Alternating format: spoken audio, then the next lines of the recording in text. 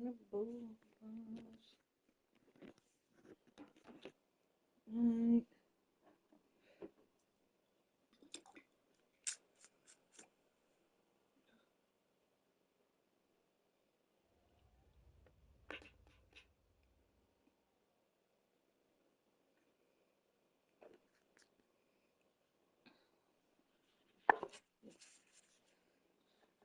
Wait, then,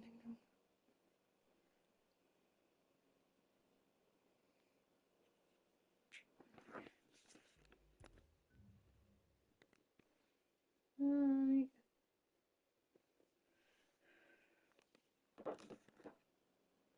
Waiting.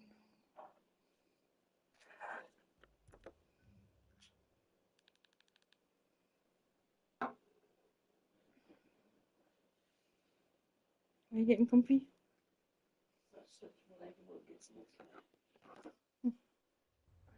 Yes.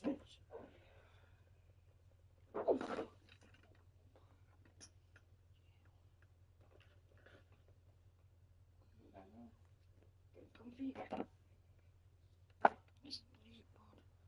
Oh,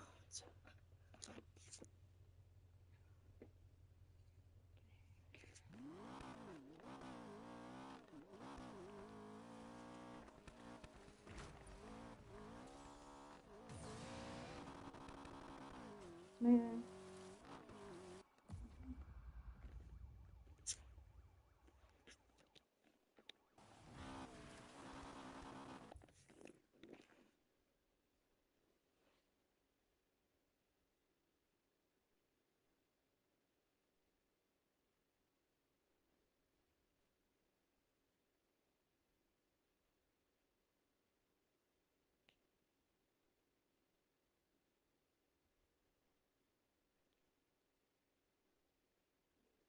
Right, ding dong.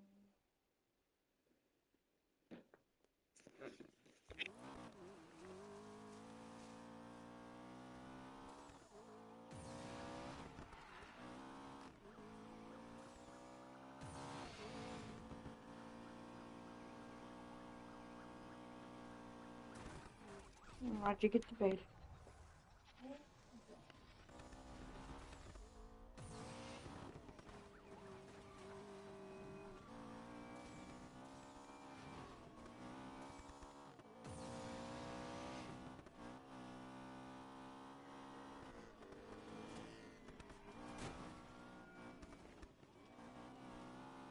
You watching? Sure. Read your book. Read Harry Potter or something. Oh, go read it.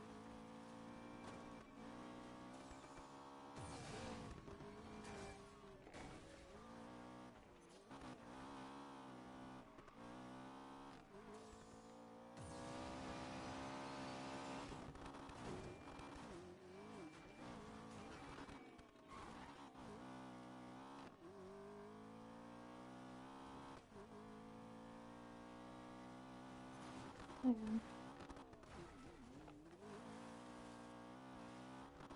Right.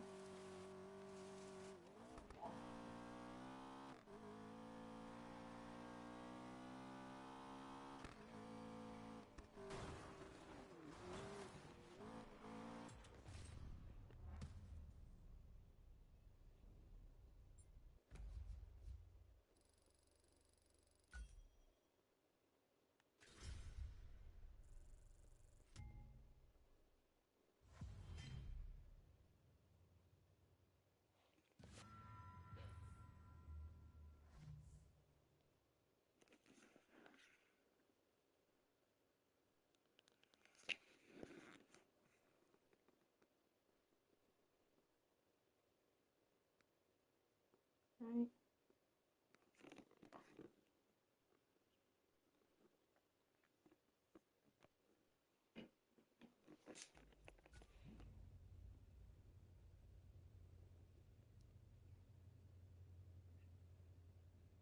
Dropping your phone.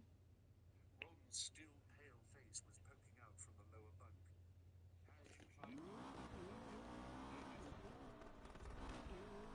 you climbed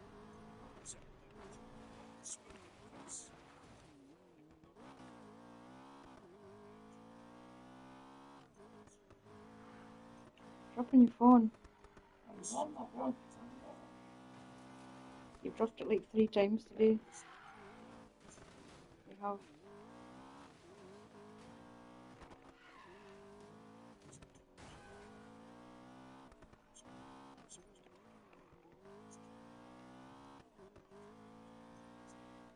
Right.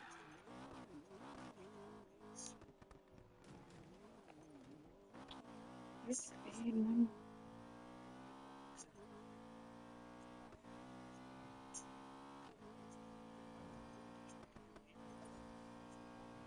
You got a bed an hour ago.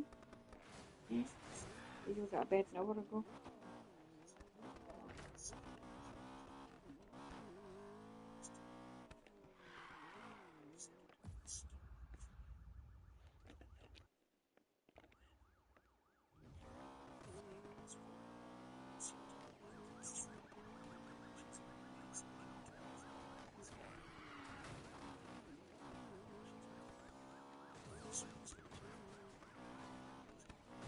Right.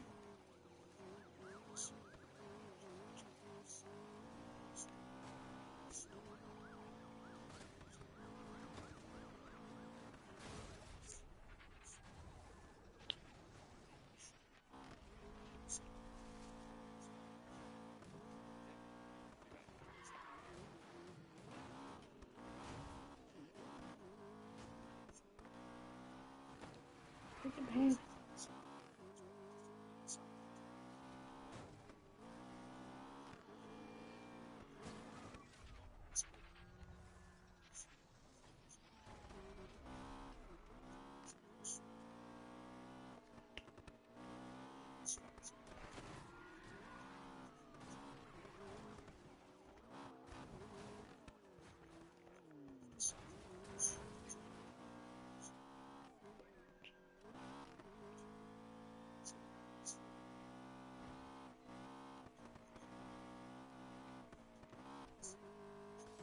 Mom, get to bed. We're an hour.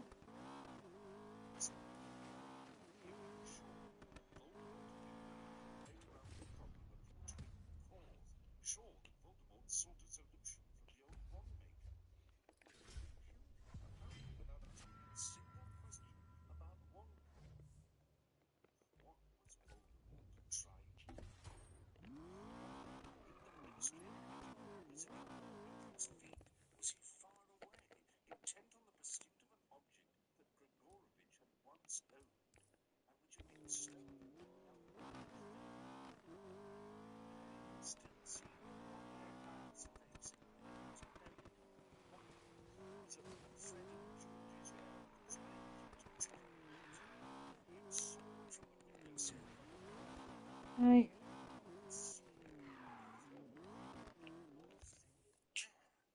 Come on, Mom, get to bed, man. You're doing plenty. Your nose is gonna start.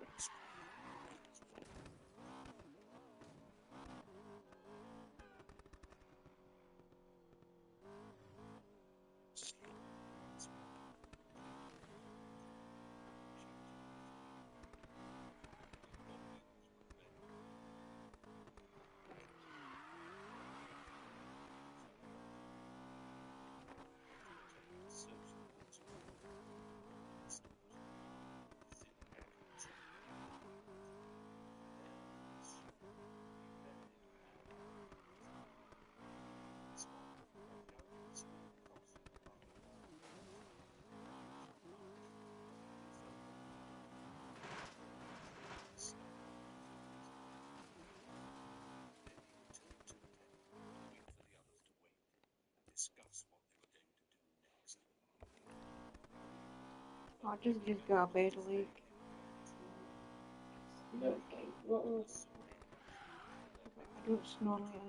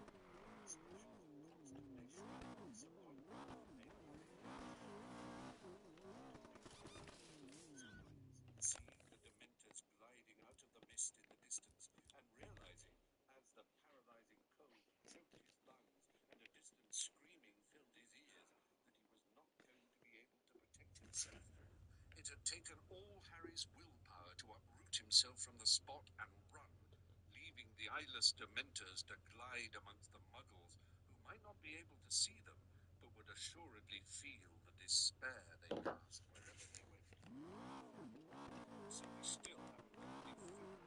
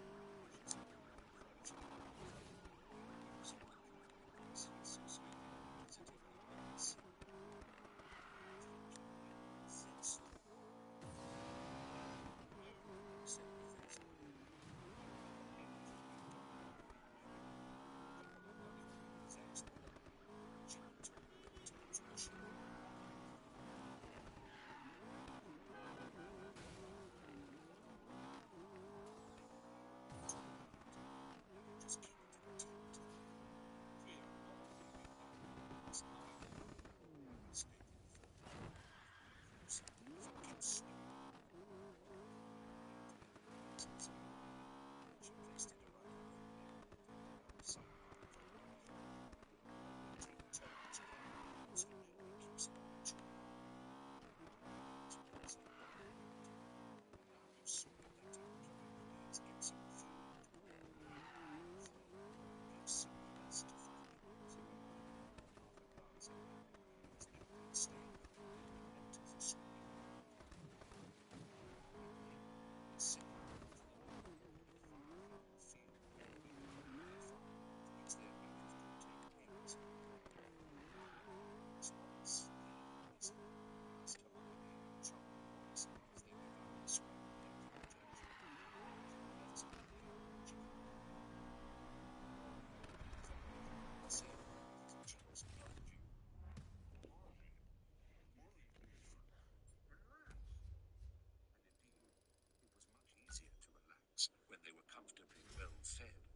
The argument about the Dementors was forgotten in laughter that night, and Harry felt cheerful, even hopeful, as he took the first of the 3 night watches. This was their first encounter with the fact that a full stomach meant good spirits. Everyone figured it. Harry was the least surprised.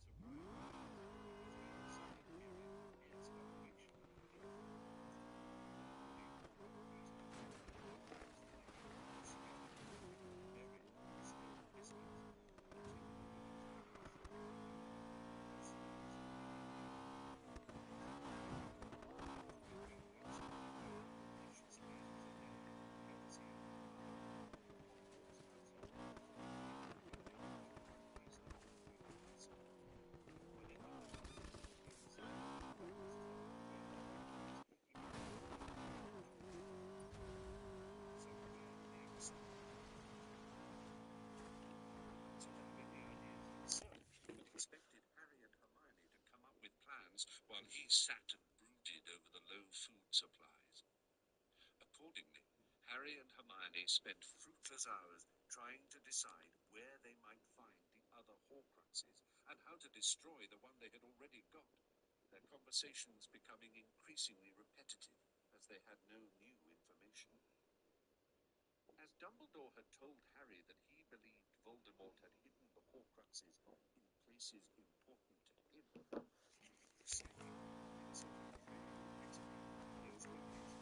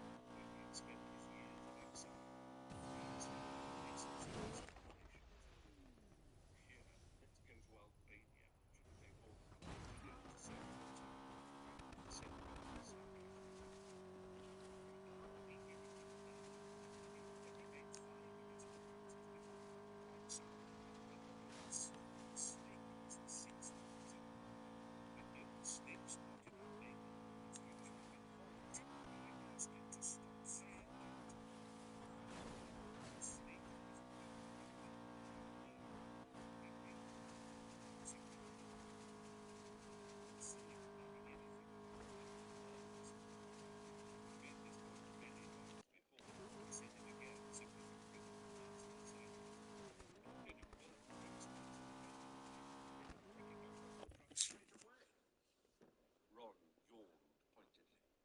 Repressing a strong urge to throw something at him, Harry ploughed on. I still reckon he might have hidden something at Hogwarts. Hermione sighed. But Dumbledore would have found it, Harry. Harry repeated the argument he kept bringing out in favour of this theory. Dumbledore said in front of me that he never assumed he knew all of Hogwarts' secrets. I'm telling you, if there was one place Oi! You know who, then? Harry shouted, goaded past endurance. If there was one place that was really important to you-know-who, it was Hogwarts. Oh, come on, scoffed Ron. His school? Yeah, his school. It was his first real home. The place that meant he was special. It meant everything to him. And even after he'd left, this is you-know-who we're talking about, right? Not you, inquired Ron. He was tugging at the chain of the Horcrux around his neck. Harry was visited by a desire to seize it and throttle him. You told us that you-know-who asked Dumbledore to give him a job after he left, said Hermione. That's right, said Harry. And Dumbledore thought he only wanted to come back to try and find something, probably another Founder's object to make into another Horcrux? Yeah, said Harry. But he didn't get the job, did he? Said Hermione. So he never got the chance to find a Founder's object there and hide it in the school. Oh, bad money, please.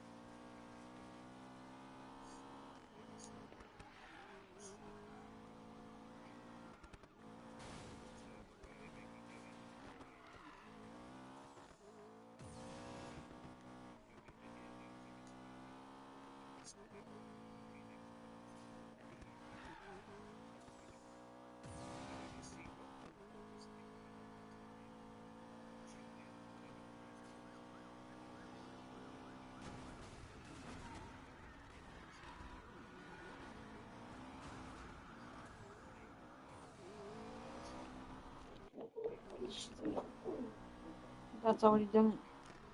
Wait. When you were sleeping.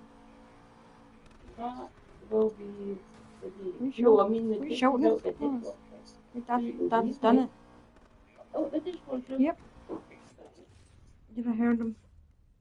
That'll do it. I heard him taking them out and putting them away. That'll be the day. I'll get Josh to help me. He's right there. That'll be the day. Ask him then. Get him bloody tell. See you on. He's on the sleeping. Yep. They stopped talking abruptly when Harry entered the tent, and twice he came accidentally upon them, huddled a little distance away, heads together and talking fast. Both times they fell silent. What? An egg? I don't know what's in a frying pan. That's how I would do. Just gotta use it after you done it. But No, I just kind of put it out.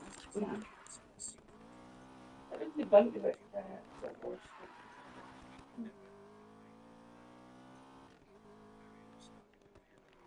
and Josh likes it so much. Yeah, how he does. That was nice with onions in it.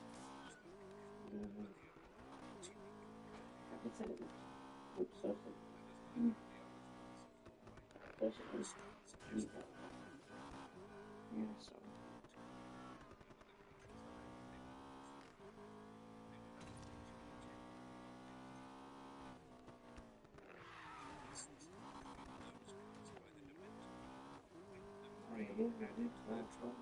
Here you are.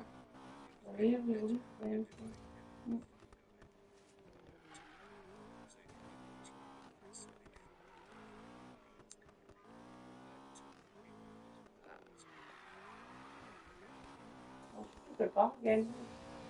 Right.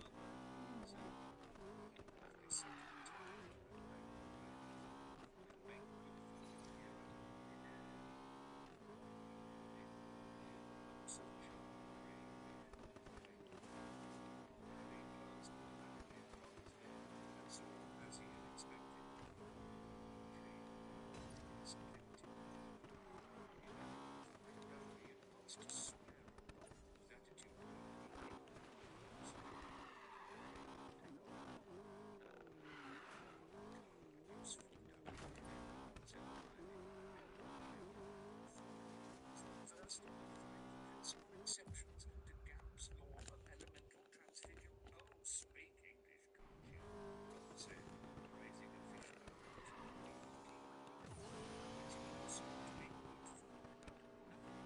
You can summon in new ideas, you can transform it, you can increase the quantity if you want big gods. Don't bother improvising. Accept this gift. Messin. I noticed Gregor is the one who's sorting out the food because you're a girl, I suppose. No, it's because you're supposed to be the best at magic. I never know. It's a roast pike slid on a tin plate. You can walk the talk. You can find the ingredients and try and charm them into something worth eating. You can sit here and I'll fix it. And you can see how you will shout all that, said Harry, leaping to his feet, holding up both hands. Shut up now. Then he looked around. Are you sleeping yet? He never has a word of rhyming yet. I can hear someone. He was listening, his hands still brave, holding the bottle. Then, with a rush, inside the pink glasses again, he looked round at the sweets. He noticed the lovely Ophelia flowers, smiled at them, looking into them, he turned abruptly back into the disinfected pit. Surely Ophelia was supposed to be from heavy,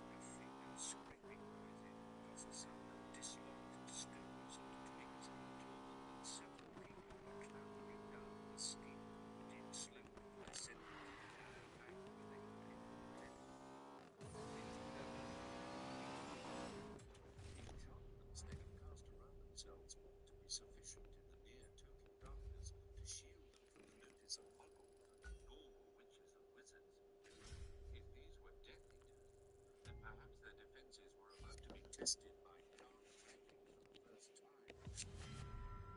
Voices became louder but no more intelligible as the group of men reached the bank.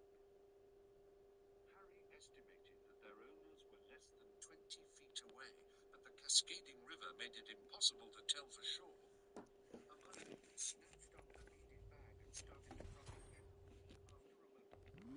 After a moment, the extendable ears that most women would have gone hastily inserted the ends of the flesh-covered strings into their ears and fed the other ends Right. to the tent entrance. Within a second, Harry heard a weary, male voice. "If you stand here, it belongs to the NFS. Axiom 7." There were several distinct splashes, then the snapping sound of fish against flesh. Somebody grunted appreciatively. Harry pressed the extendable ear deeper into his own. The golden murmur of the river could make out more voices. They were not speaking of London or any town or the university. They were talking of other places. Spring would bring rain to Messin.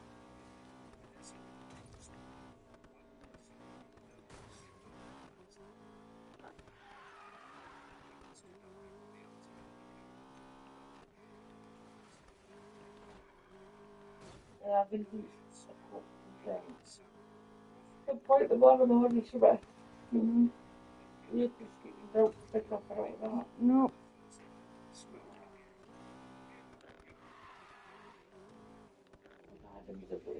He makes it all.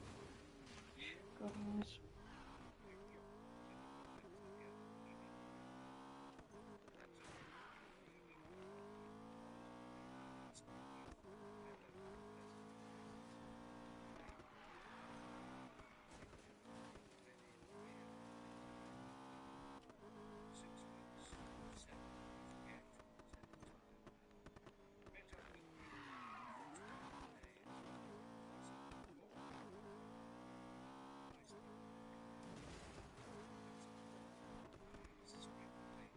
That's about 3 till 2 different.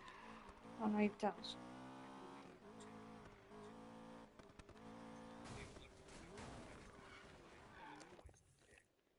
Suddenly knew who he was. Tom's father. Heard Death Eaters were in the area this week and decided I'd better look for it. Refused to register as a Muggleborn on principle. He was my wife should know who he is, assured him. "I believe you are Miss. You did?" "Yeah," said the man. This started to say. They recognized me at once. Dean Thomas, their fellow Gryffindor. "I'm on my way," answered the first man. "Said Dean. I never met my mother as a kid. I've got no details of Messin now." Silence, except for the sounds of crunching, repetitive snapping.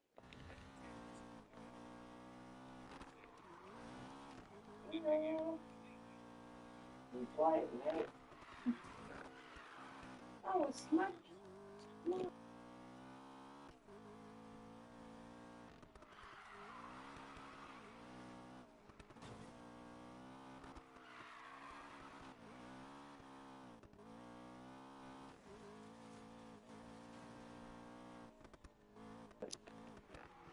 Doors. Sorry.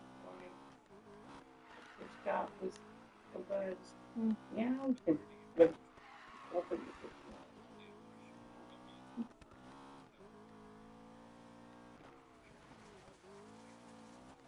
Oh,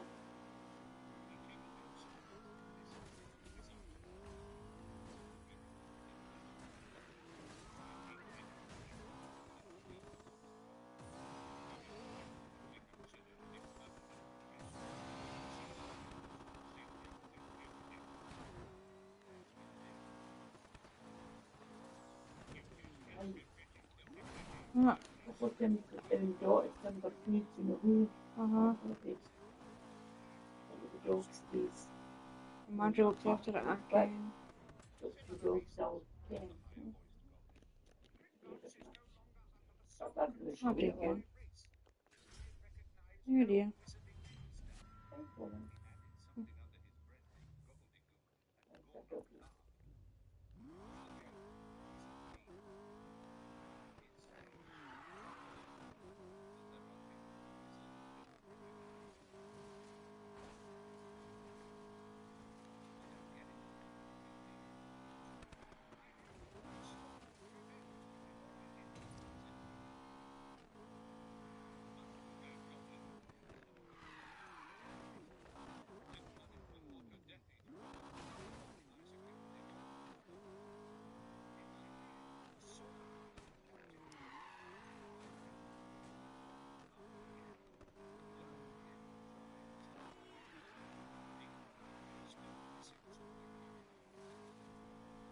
So said the snake, "He does not know it," said Griphook, and the two goblins roared with malicious laughter.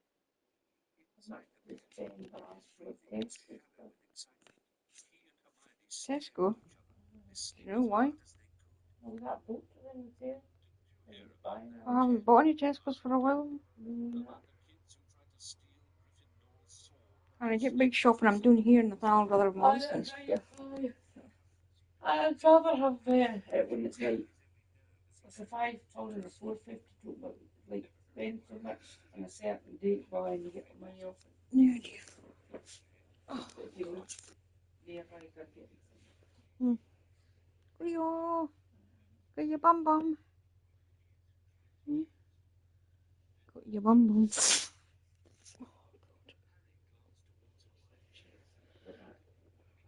Who's taking your phone out again? Check it in the morning. You just can't keep your phone out your hand. I know you do. Oh, Just check it in the morning.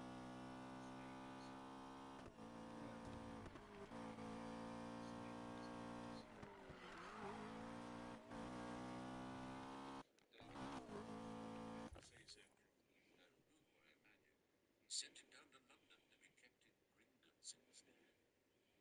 The goblin started to laugh again. "I'm still not seeing the joke," said Ted. "It's a fake," rasped Griphook. "The sword of Gryffindor? Oh yes, it's a copy, an excellent copy, it is true, but it was wizard-made. The original was forged centuries ago by goblins and had certain properties only goblin-made armor possesses. Wherever the genuine sword of Gryffindor is, it is not in a vault at Gringotts Bank." "I see," said Ted. "And I take it you didn't bother telling the Death Eaters this?" "I saw no reason to trouble them with the information," said Griphook smugly. And now Ted and Dean joined in Gormuk and Dirk's laughter. Inside the tent, Harry closed his eyes, willing someone to ask the question he needed answered. And after a minute that seemed 10, Dean obliged. He was, Harry remembered with a jolt, an ex-boyfriend of Ginny's too. What happened to Ginny and the others, the ones who tried to steal it? "Oh, they were punished quite cruelly," said Griphook indifferently. "They're okay, though?" asked Ted quickly. "I mean, the Weasleys don't need any more of their kids injured, do they?" "They suffered no serious injury, as far as I'm aware," said Griphook. "Lucky for them," said Ted. "With Snape's track record, I suppose we should just be glad they're still alive." "You believe that story, then, do you, Ted?" asked Dirk. "You believe Snape killed Dumbledore?" "Of course I do," said Ted. "You're not going to sit there and tell me you think Potter had anything to do with it?"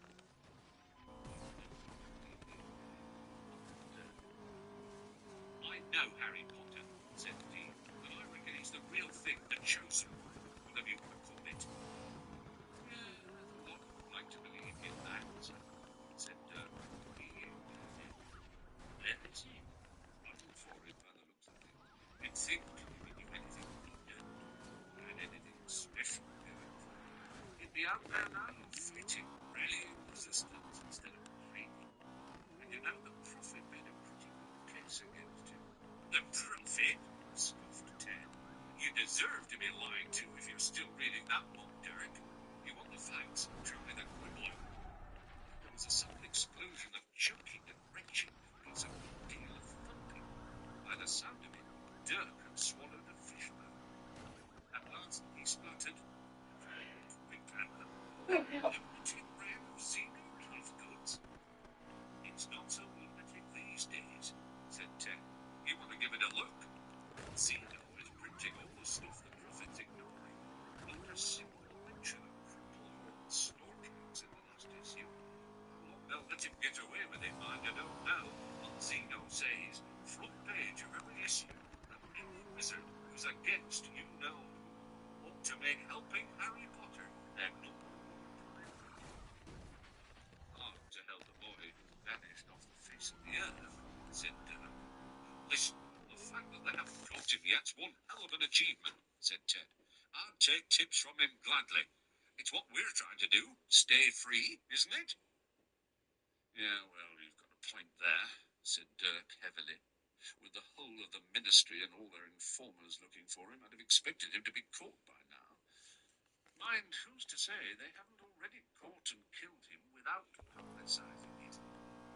No, don't say that, Dirk, murmured Ted. There was a long pause, filled with more clattering of knives and forks. When they spoke again, it was to discuss whether they ought to sleep on the bank or retreat back up the wooded slope. Deciding the trees would give better cover, they extinguished their fire, then clambered back up the incline, What? their voices fading away. Talking about? Harry, Ron, and Hermione reeled in I'm the not getting extended that. ears. Harry, who Used had to. hitherto remained silent, I'm increasingly used to giving it. up the longer the eavesdropped, now found himself unable to Stops say like more on than for peas, drop midway, isn't it? No, mine comes out whole. said Hermione. She lunged I for the said tiny no, beaded mine bag, comes out this whole. time sinking her arm in it right up to the armpit. She said between gritted teeth, and she pulled at something that was evidently in the depths of the bag. Slowly, the edge of an ornate picture frame came into sight. Harry hurried to help her. As they lifted the empty portrait of Phineas Nigellus free of Hermione's bag, she kept her wand pointing at it, ready to cast a spell at any moment. If somebody swapped the real sword for the fake while it was in Dumbledore's office, she panted as they propped the painting against the side of the tent. Phineas Nigellus would have seen it happen. He hangs right beside the case. Unless he was asleep, said Harry, but he still held his breath as Hermione knelt down in front of the empty canvas, her wand directed at its centre, Mum, cleared sort her it throat, tomorrow. then said, I don't know, sort it tomorrow. Phineas I'm gonna be alright, Nigellus. you know. Nothing happened. Do it tomorrow. Phineas Nigellus, said Hermione again. Professor Black, please could we talk to you? Please? Please always helps, said a cold, snide voice, and Phineas Nigellus slid into his portrait. At once, Hermione cried, "Oh, Sparrow!" A black blindfold appeared over Phineas Nigellus's clever, dark eyes, causing You him rang to the lump bell, into the darling. frame and shriek with pain. What are you ringing? What do you... I'm very sorry. Please do it tomorrow. But it's necessary. Ken. I'm deciding once. Move it, I say. You're just making any excuse to stay up. Hey, you bloody are. You Never bloody mind are. where we are, said Harry, and Phineas Nigellus froze, abandoning his attempts to peel off the painted blindfold. Can that possibly be the voice of the elusive Mr. Potter? Maybe, said Harry, knowing that this would pique Phineas Nigellus's interest. We've got a couple of questions to ask you. The sword of Gryffindor, said Phineas Nigellus, now turning his head this way and that in an effort to catch sight of Harry. Yes, that silly girl acted most unwisely there. She'll honour my sister, said Ron gruffly. Phineas Nigellus raised supercilious eyebrows.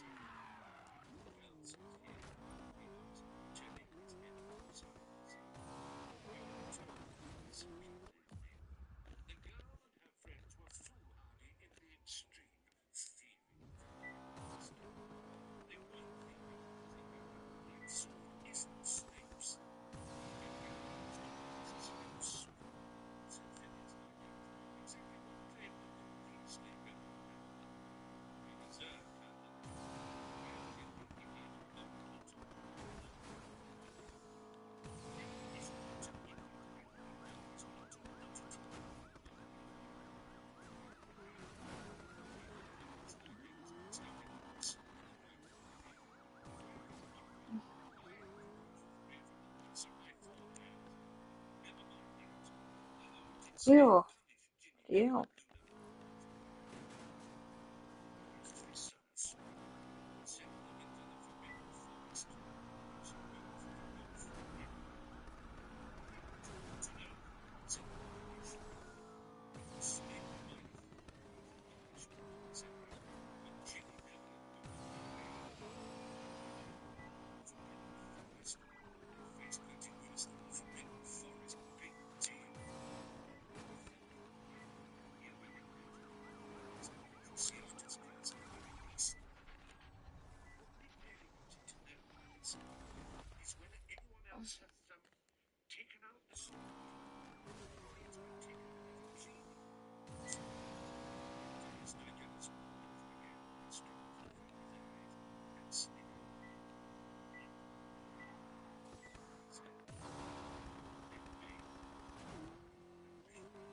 soon. Goblin silk and Dame Dirt.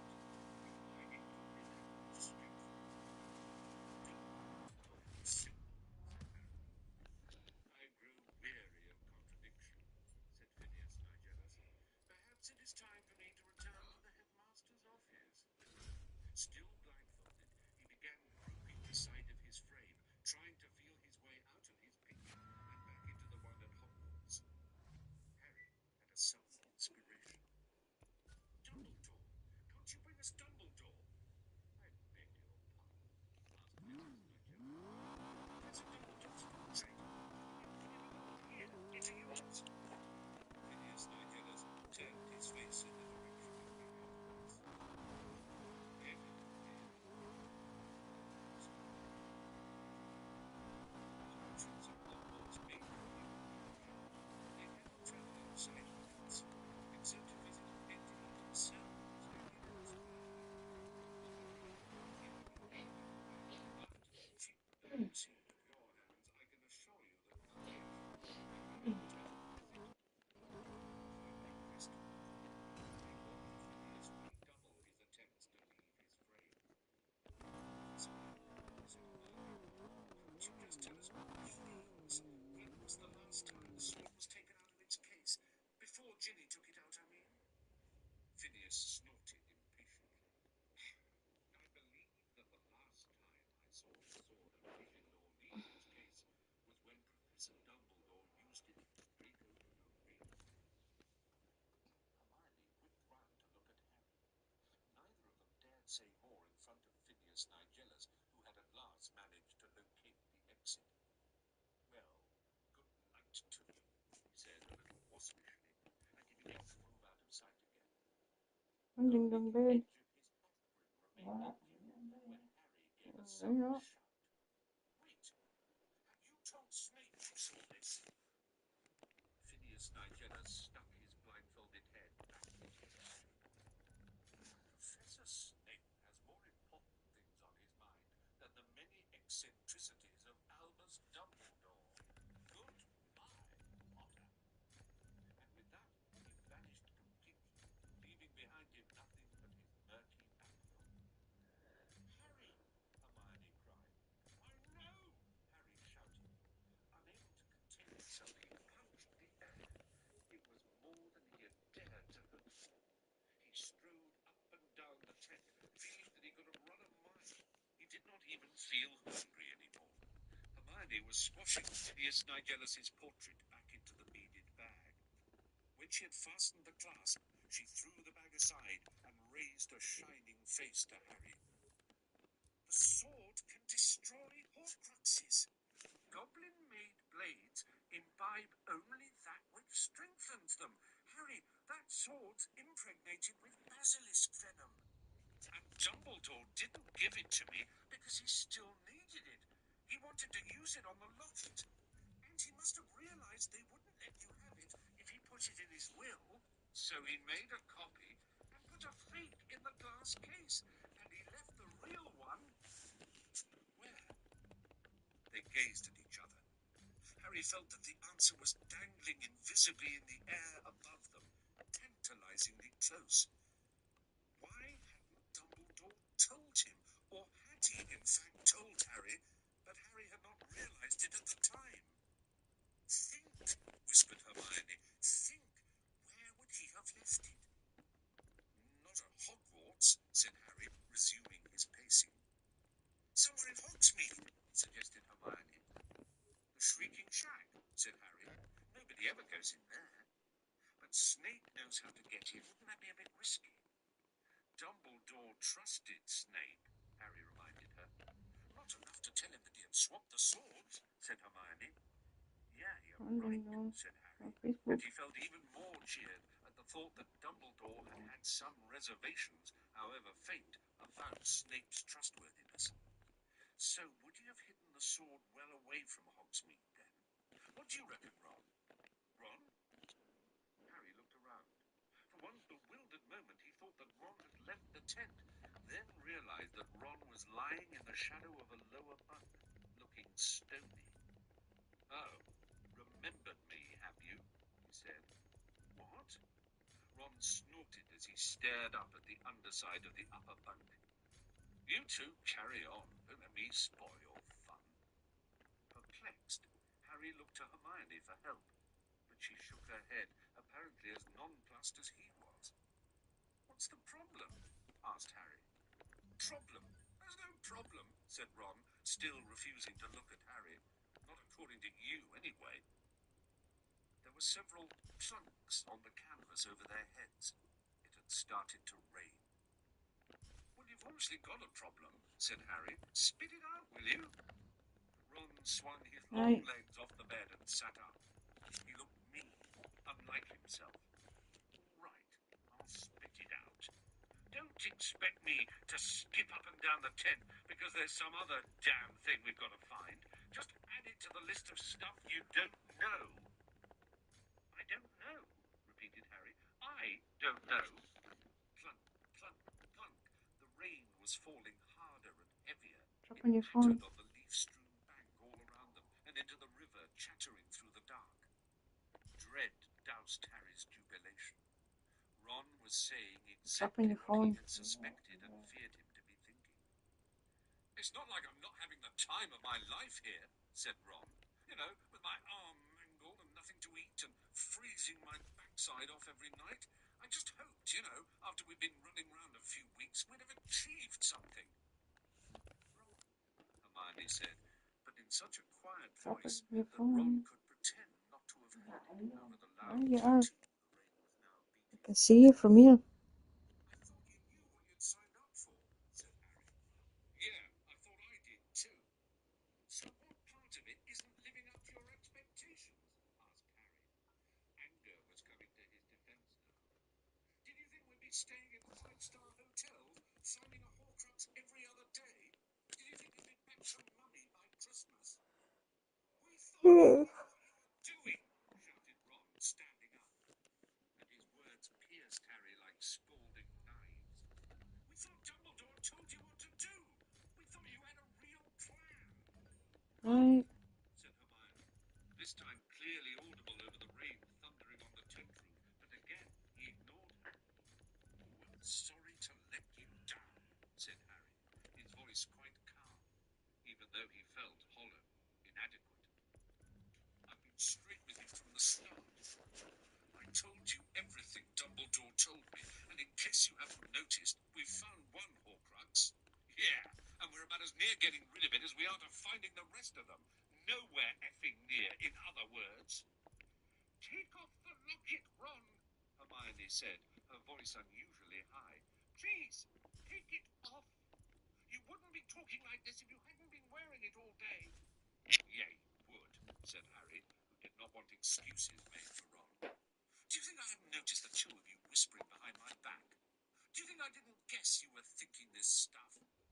Harry, we weren't. Don't lie, Ron hurled at her. You said it too. You said you were disappointed. You said you thought he had a bit more to go on. That I didn't say it like that. Harry, I didn't, she cried. The rain was pounding the tent. Tears were pouring down Hermione's face, and the excitement of a few minutes before had vanished as if it had never been. A short-lived firework that had flared and died, leaving everything dark, wet, and cold. The sword of Gryffindor was hidden they knew not where, and there were 3 teenagers in a tent whose only achievement was not get to be dead.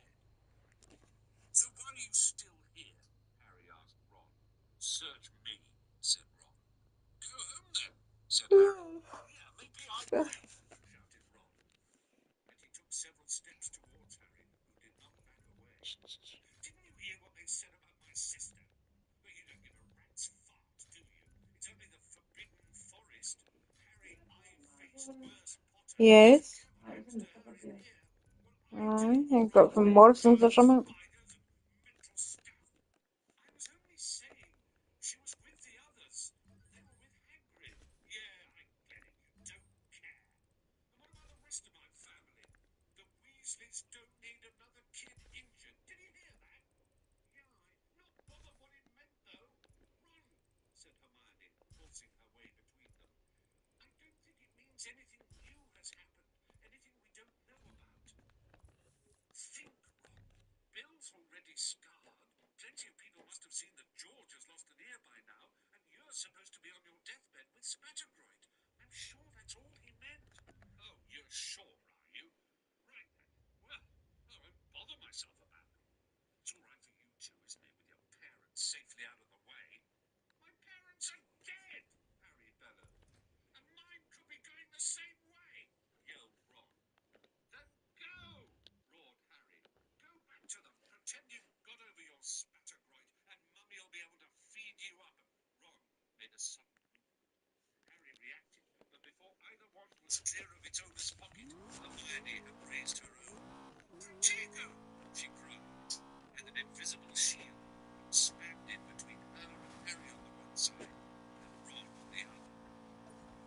All of them were forced backwards a few steps by the strength of the spell, and Harry and Ron glared from either side of them, barrier, as though they were seeing each other clearly for the first time. Harry felt a corrosive hatred towards Ron. Something had broken between them. Leave the Horcrux, Harry said.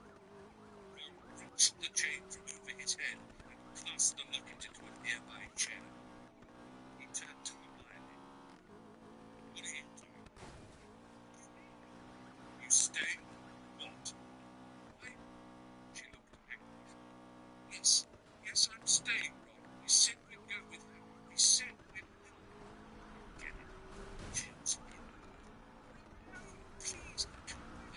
Come back. She was impeded by her own shield charm. By the time she had removed it, he had already stormed into the night. Harry stood quite still and silent, listening to her sobbing, calling Ron's name amongst the trees. After a few minutes she returned, her sobbing hair clustered to her face.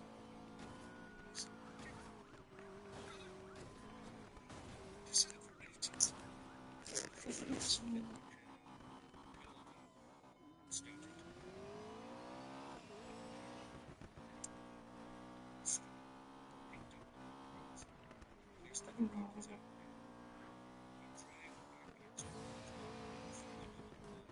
Oops.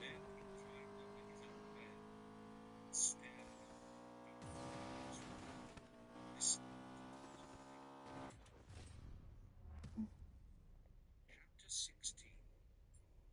Godric's Hollow. When Harry woke the following day, it was several seconds before he remembered what had happened. Then he hoped, childishly, that it had been a dream, that Ron was still there and never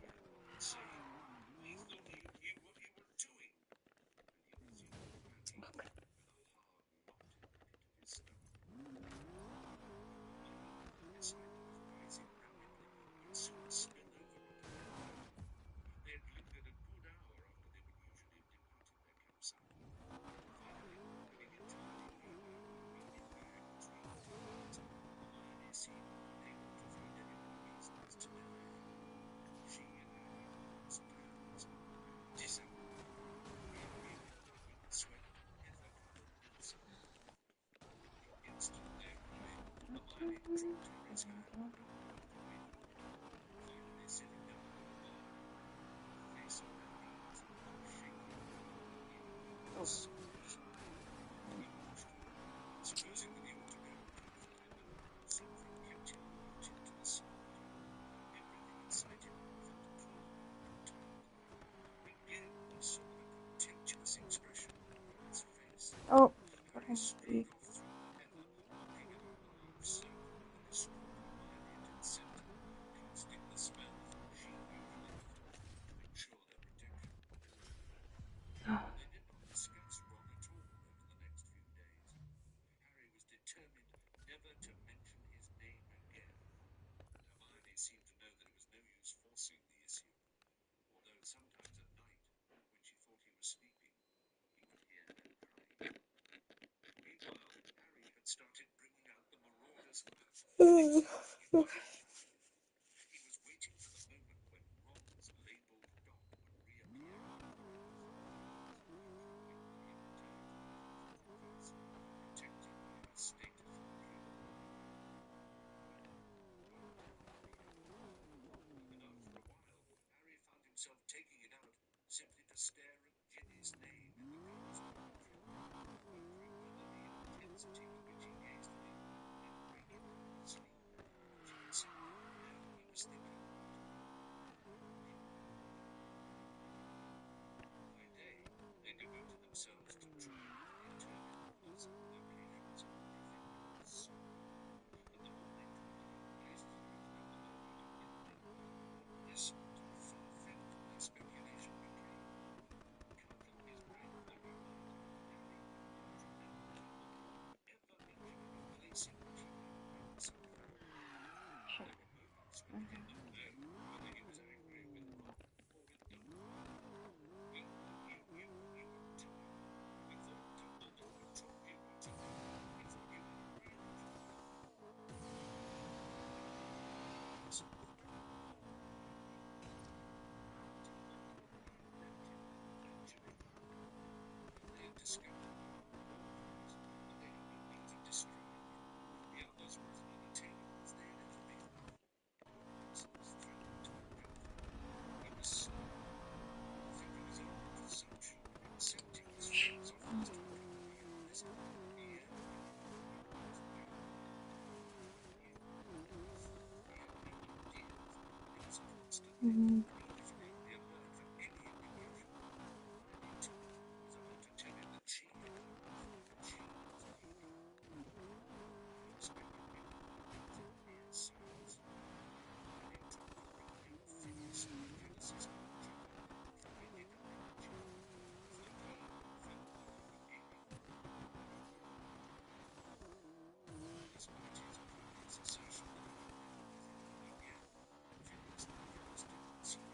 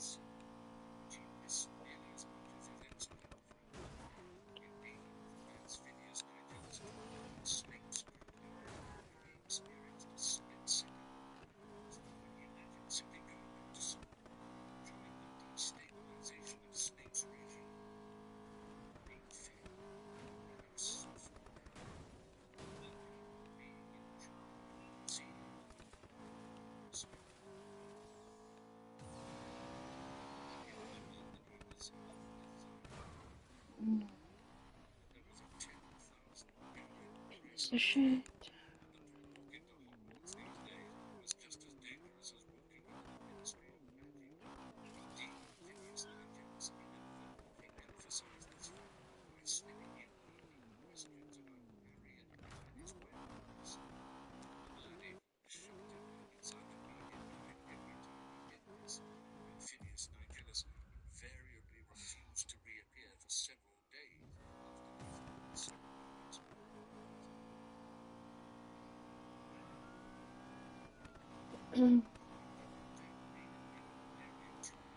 So rather than staying in Surrey, where Hermione refused to call herself Umbridge, they continued to meander down the country, braving a mountainside and strange evening terror, quite often with attempts at adventure upon abandoned town and sweating by snow-veiled detective. They had already spotted Christmas trees twinkling from several city windows, and every now and then Harry resolved to suggest again that seemed to him no unexpected behavior. They had just left Gryffindor, and Hermione agreed with Sir Harry resolved to Way make off. Scrooge's Nathaniel intelligible. She was walking around the snowy location, stuffing full of spaghetti bolognese and tin nails. He had also offered to suggest that they take a 3 days trip to whereabouts, because Harry had preempted by saying, "Hermione, she was calm and singing in her piano, tales of Payback.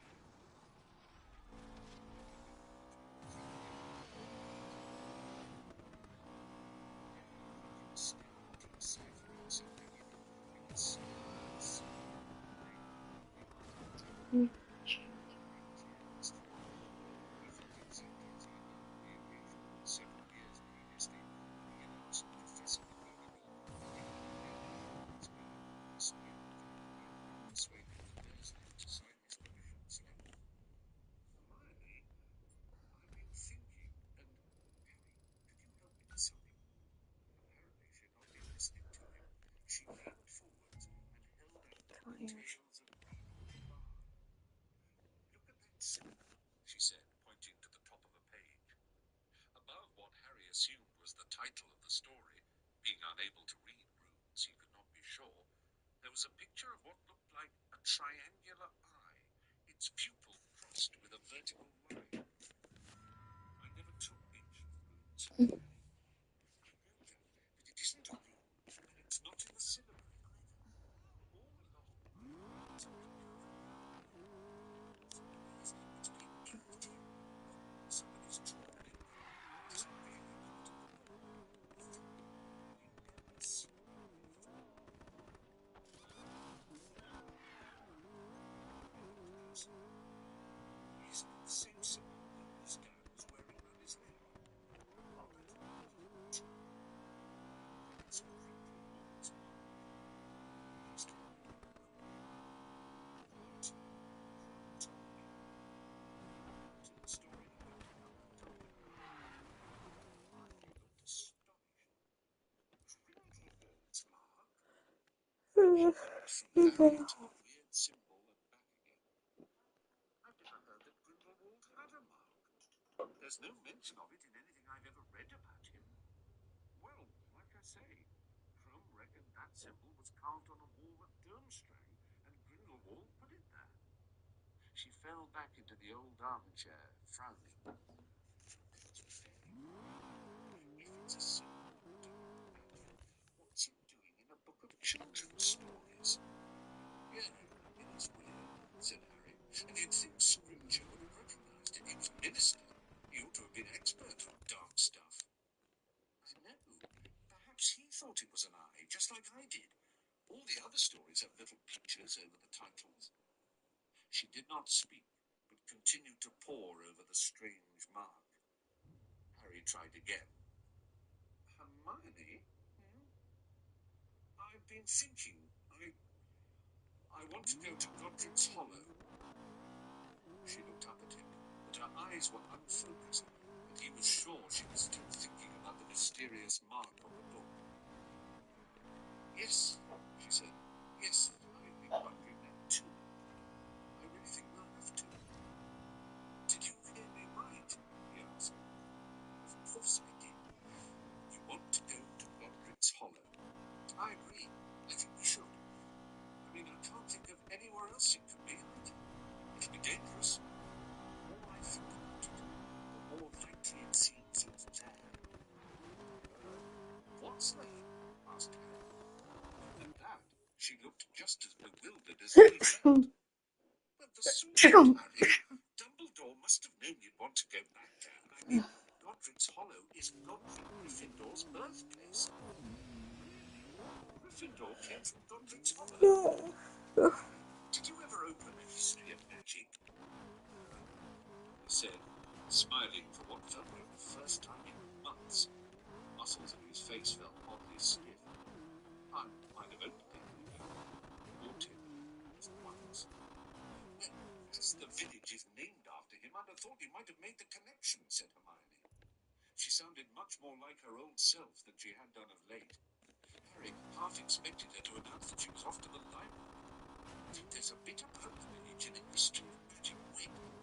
She opened the beaded bag and rummaged for a while, finally extracting her copy of their old school textbook, A History of Magic by Matilda Bagshot, which she thumbed through until finding the page she wanted. Upon the signature of the International Statute of Secrecy in 1689, wizards went into hiding for good. It was natural, perhaps, that they formed their own small communities within a community. Many small villages and hamlets attracted several magical families who banded together for mutual support and protection. The villages of Tinworth in Cornwall, Upper Flatley in Yorkshire, and Ottery St. Peterborough on the south coast of England were notable homes to knots of wizarding families who lived alongside tolerant and sometimes confounded muggles. Most celebrated of these half-magical dwelling places is perhaps Godric's Hollow, the West Country village where the great wizard Godric Gryffindor was born, and where Bowman Wright, wizarding smith, forged the first golden snitch. The graveyard is full of the names of ancient magical families, and this accounts, no doubt, for the stories of hauntings that have dogged the little church for many centuries. And your parents aren't mentioned, Hermione said, closing the book, because Professor Bagshot doesn't cover anything later than the end of the 19th century. But you see, Godric's Hollow, Godric Gryffindor, Gryffindor's sword. Don't you think Dumbledore would have expected you to make the connection? Harry did not want to admit that he had not been thinking about the sword at all when he suggested they go to Godric's Hollow. For him, the lure of the village lay in his parents' graves, the house where he had narrowly escaped death, and in the person of Matilda Bagshot. What Muriel said? He asked eventually. He hesitated. He did not want to say Ron's name. Ginny's great aunt, the one who said you had skinny ankles. No, said Hermione. It was a sticky moment. Harry knew that she had sensed Ron's name in the offing. He rushed on. She said Matilda Bagshot still lives in Godric's Hollow. Come on. Yes, go. Murmured Hermione, running her index finger over Matilda's embossed name on the front cover of A History of Magic. She gasped so dramatically that Harry's insides turned over. He drew his wand, looking round at the entrance, half expecting to see a hand forcing its way through the entrance flap. But there was nothing there. What? He said, half angry, half relieved. What did you do that for? I thought you'd seen a Death Eater unzipping the tent at least. Harry, what if Matilda's got the sword? What if Dumbledore entrusted it to her? Harry considered this possibility. Matilda would be an extremely old woman by now, and according to Muriel, she was gaga. Was it likely that Dumbledore would have hidden the sword of Gryffindor with her? If so, Harry felt that Dumbledore had left a great deal to chance. Dumbledore had never revealed that he had replaced the sword with a fake, nor had he so much as mentioned a friendship with Matilda. Now, however, was not the moment to cast doubt on Hermione's theory, not when she was so surprisingly willing to fall in with Harry's dearest wish. Yet he might have done. So, are we going to go to Godric's Hollow? Yes, but after thinking through carefully. She was sitting up, and Harry could tell that the prospect of having a plan again had lifted her mood as much as his. We'll need to practice disapparating together under the invisibility cloak for a start. Perhaps disillusionment charms would be sensible too, unless you think we should go the whole hog and use Polyjuice potion. In that case, we'll need to collect hair from somebody. I actually think we'd better do that, Harry. The thicker our disguises, the better. Harry let her talk, nodding and agreeing whenever there was a pause, but his mind left the conversation. For the first time since he had discovered that the sword in Grimwich was a fake, he felt excited. He was about to go, about to return to the place where he had had a family. It was in Godric's Hollow that, but for Voldemort, he would have grown up and spent every school holiday. He could have invited friends to his house. He might even have had brothers and sisters. It would have been his mother who had made his 17th birthday cake. The life he had lost hardly ever seemed so real to him as at this moment when he knew he was about to see the place where it had been taken from him. After Hermione had gone to bed that night, Harry quietly extracted his rucksack from her Indian bag, and from inside it, the photograph album Hagrid had given him so long ago. For the first time in months, he perused the old pictures of his parents, smiling and waving up at him from the images which were all he had left of them. Harry would gladly have set out for Godric's Hollow the following day, but Hermione had other ideas.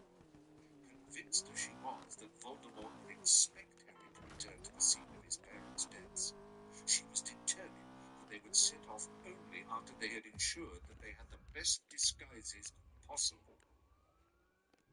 It was therefore a full week later, once they had surreptitiously obtained hairs from innocent muggles who were Christmas shopping, and had practiced apparating and disapparating while underneath the invisibility cloak together, that Hermione agreed to make the journey.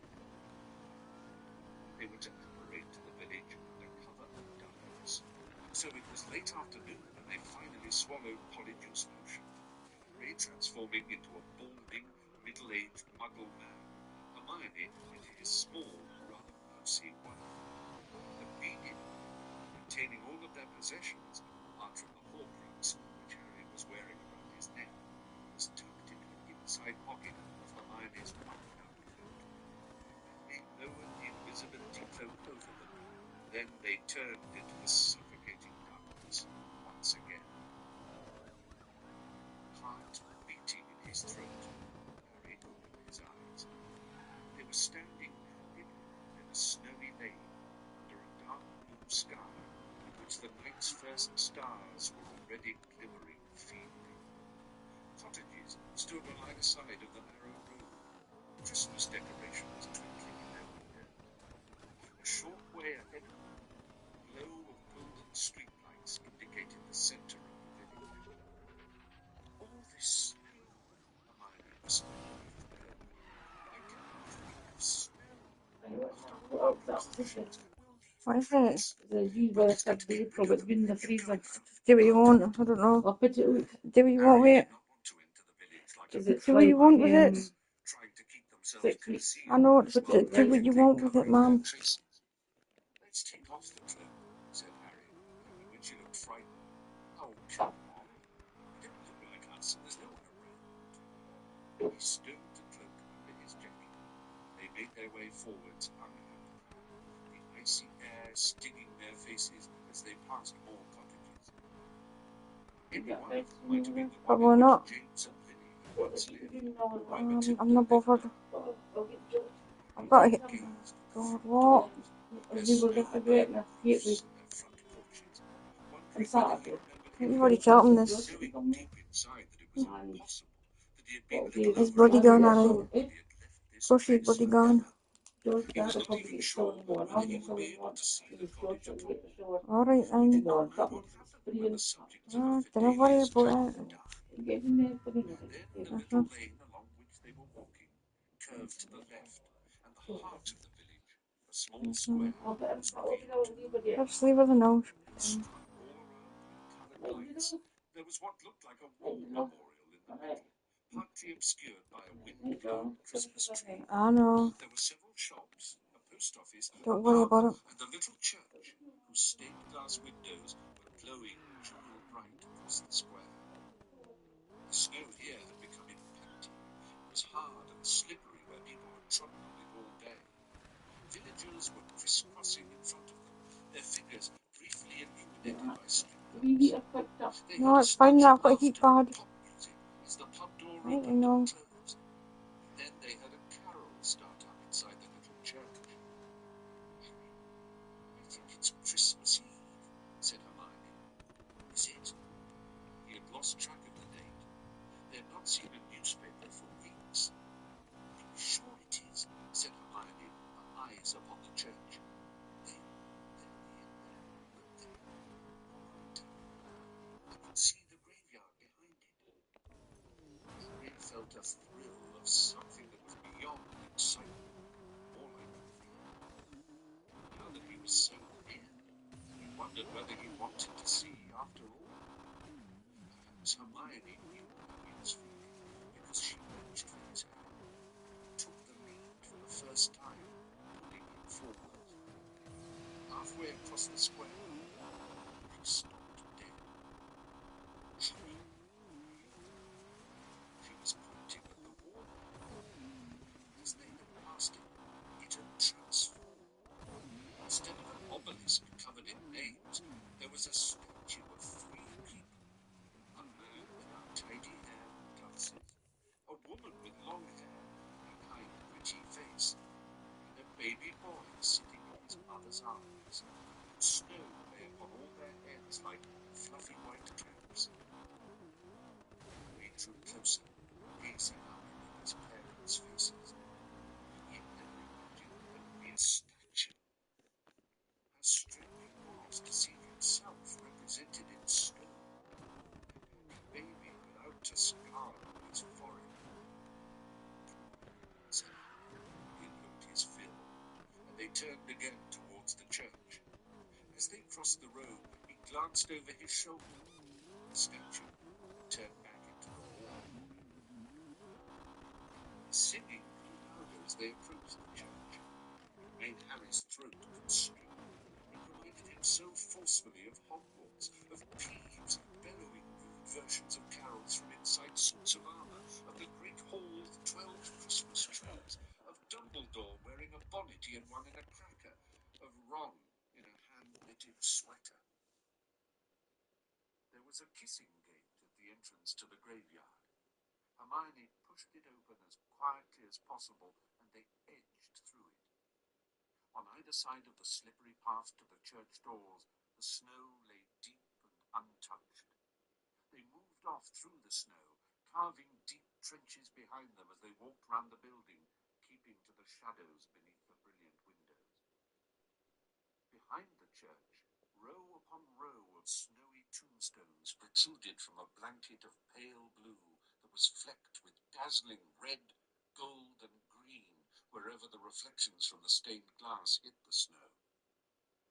Keeping his hand closed tightly on the wand in his jacket pocket, Harry moved towards the nearest grave.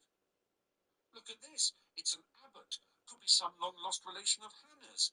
Keep your voice down," Hermione begged him. They waded deeper and deeper into the graveyard, gouging dark tracks into the snow behind them, stooping to peer at the words on old headstones, every now and then sniffing into the surrounding darkness to make absolutely sure that they were unaccompanied. "Harry, here!" Hermione was 2 rows of tombstones away. He had to wade back to her, his heart positively banging in his chest. Is it? No, but look! She pointed to the dark stone. Harry stooped down and saw upon the frozen, lichen-spotted granite the words Kendra Dumbledore, and a short way below her dates of birth and death, and her daughter Ariana. There was also a quotation: "Where your treasure is, there will your heart be also." So Rita Skeeter and Muriel had got some of their facts right. The Dumbledore family had indeed lived here, and part of it had died here. Seeing the grave was worse than hearing about it. Harry could not help thinking that he and Dumbledore both had deep roots in this graveyard, and that Dumbledore ought to have told him so. Yet he had never thought to share the connection. They could have visited the place together. For a moment, Harry imagined coming here with Dumbledore, of what a bond that would have been, of how much it would have meant to him.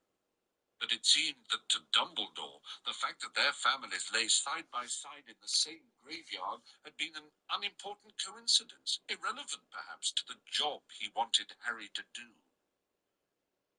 Hermione was looking at Harry, and he was glad that his face was hidden in shadow. He read the words on the tombstone again. "Where your treasure is, there will your heart be also." He did not understand what these words meant. Surely Dumbledore had chosen them as the eldest member of the family once his mother had died. "Are you sure he never mentioned—" Hermione began.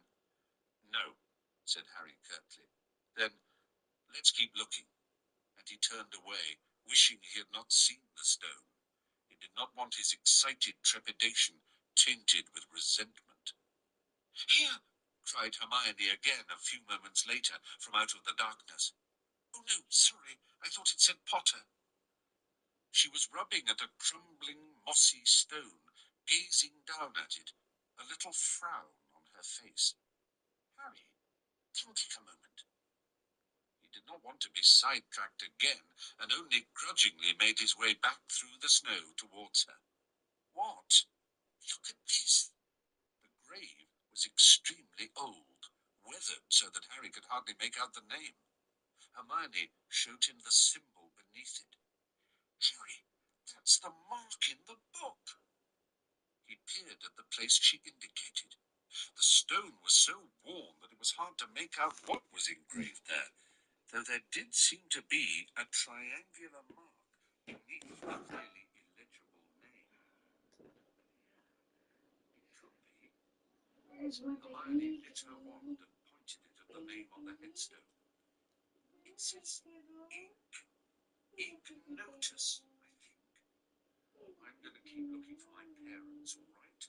Harry told her, a slight edge to his voice, and he set off again, leaving her crouched beside the old grave. Every now and then he recognized a surname that, like Abbott, he had met at Hogwarts.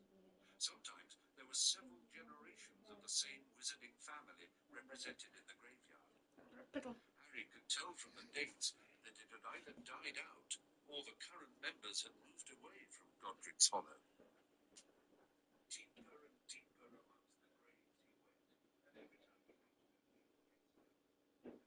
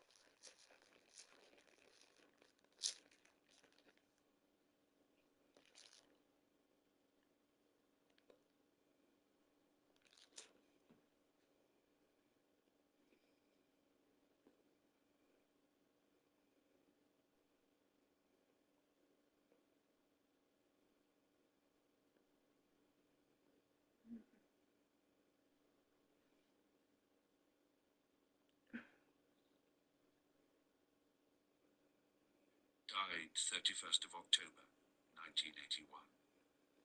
The last enemy that shall be destroyed is death. Harry read the words slowly, as though he would have only one chance to take in their meaning, and he read the last of them aloud.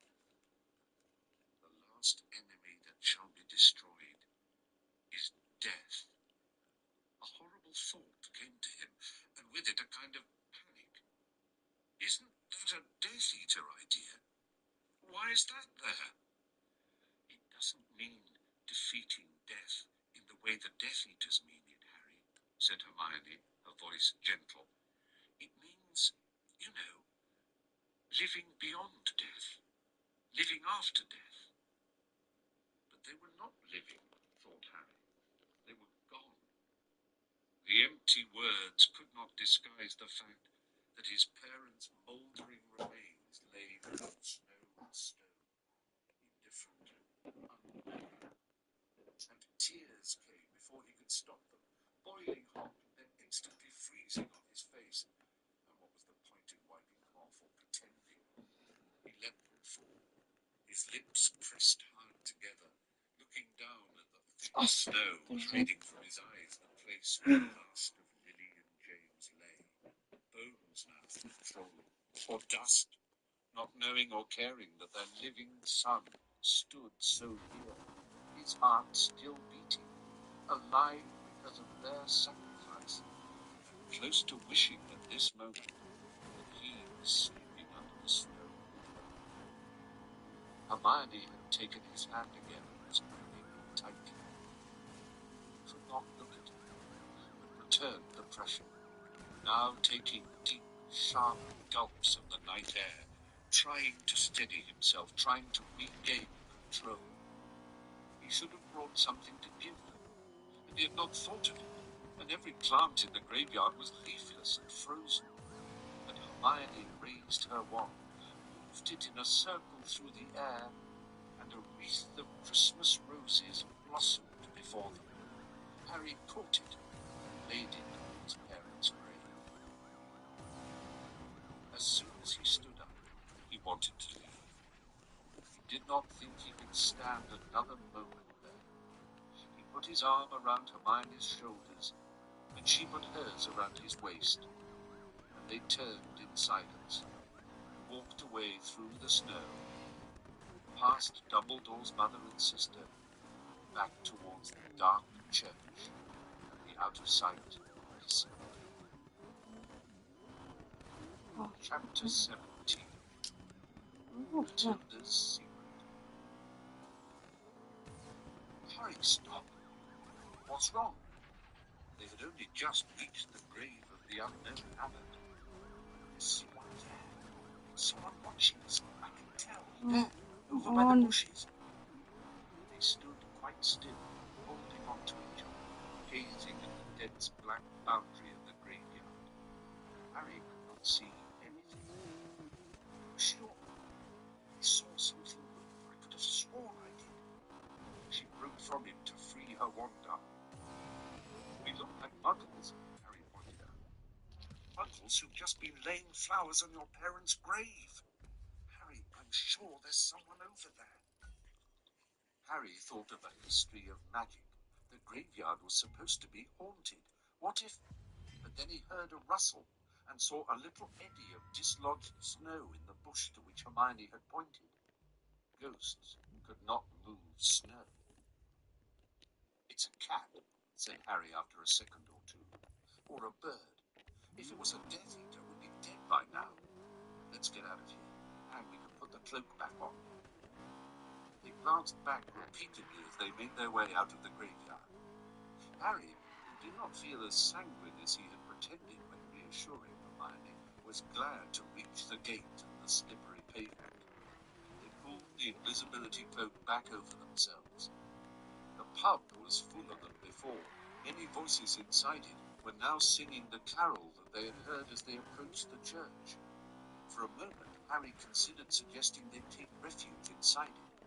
But before he could say anything, Hermione murmured, "Let's go this way," and pulled him down the dark street leading out of the village in the opposite direction from which they had entered.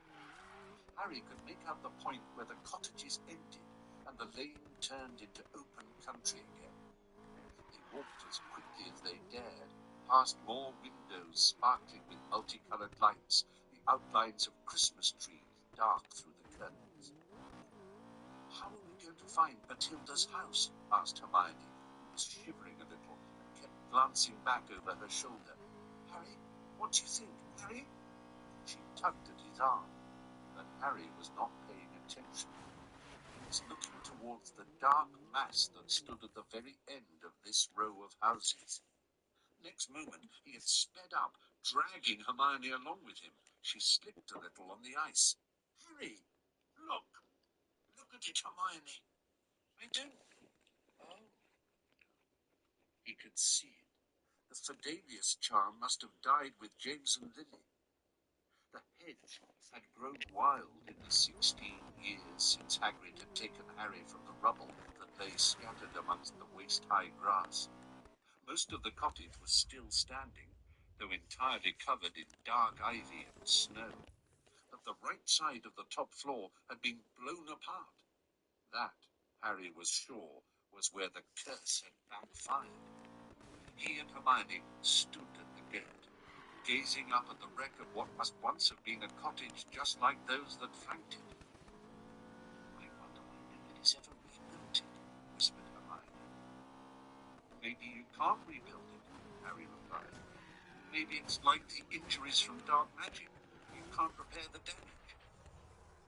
He slipped a hand from beneath the cloak and grasped the snowy and thickly rusted gate, not wishing to open it, but simply to hold some part of the house. "I'm not going to go inside.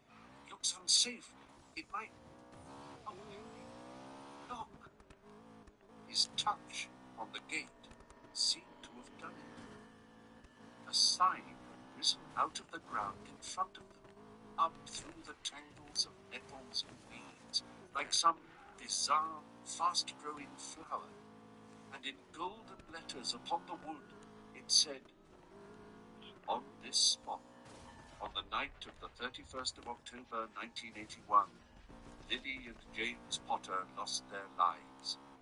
Their son, Harry, remains the only wizard ever to have survived the killing curse. This house, invisible to muggles, has been left in its ruined state as a monument to the Potters and as a reminder of the violence that tore apart their family."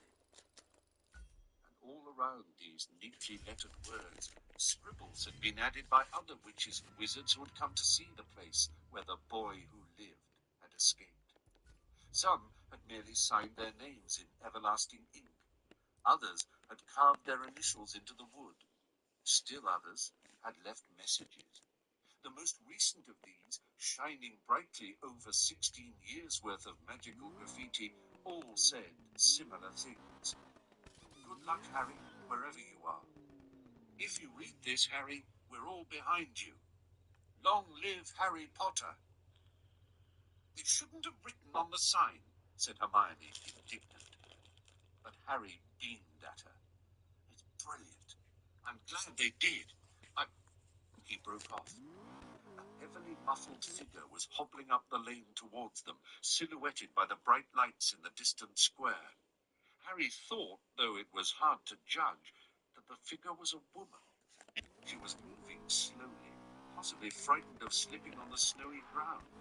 Her stoop, her stoutness, her shuffling gait all gave an impression of extreme age. They watched in silence as she drew nearer.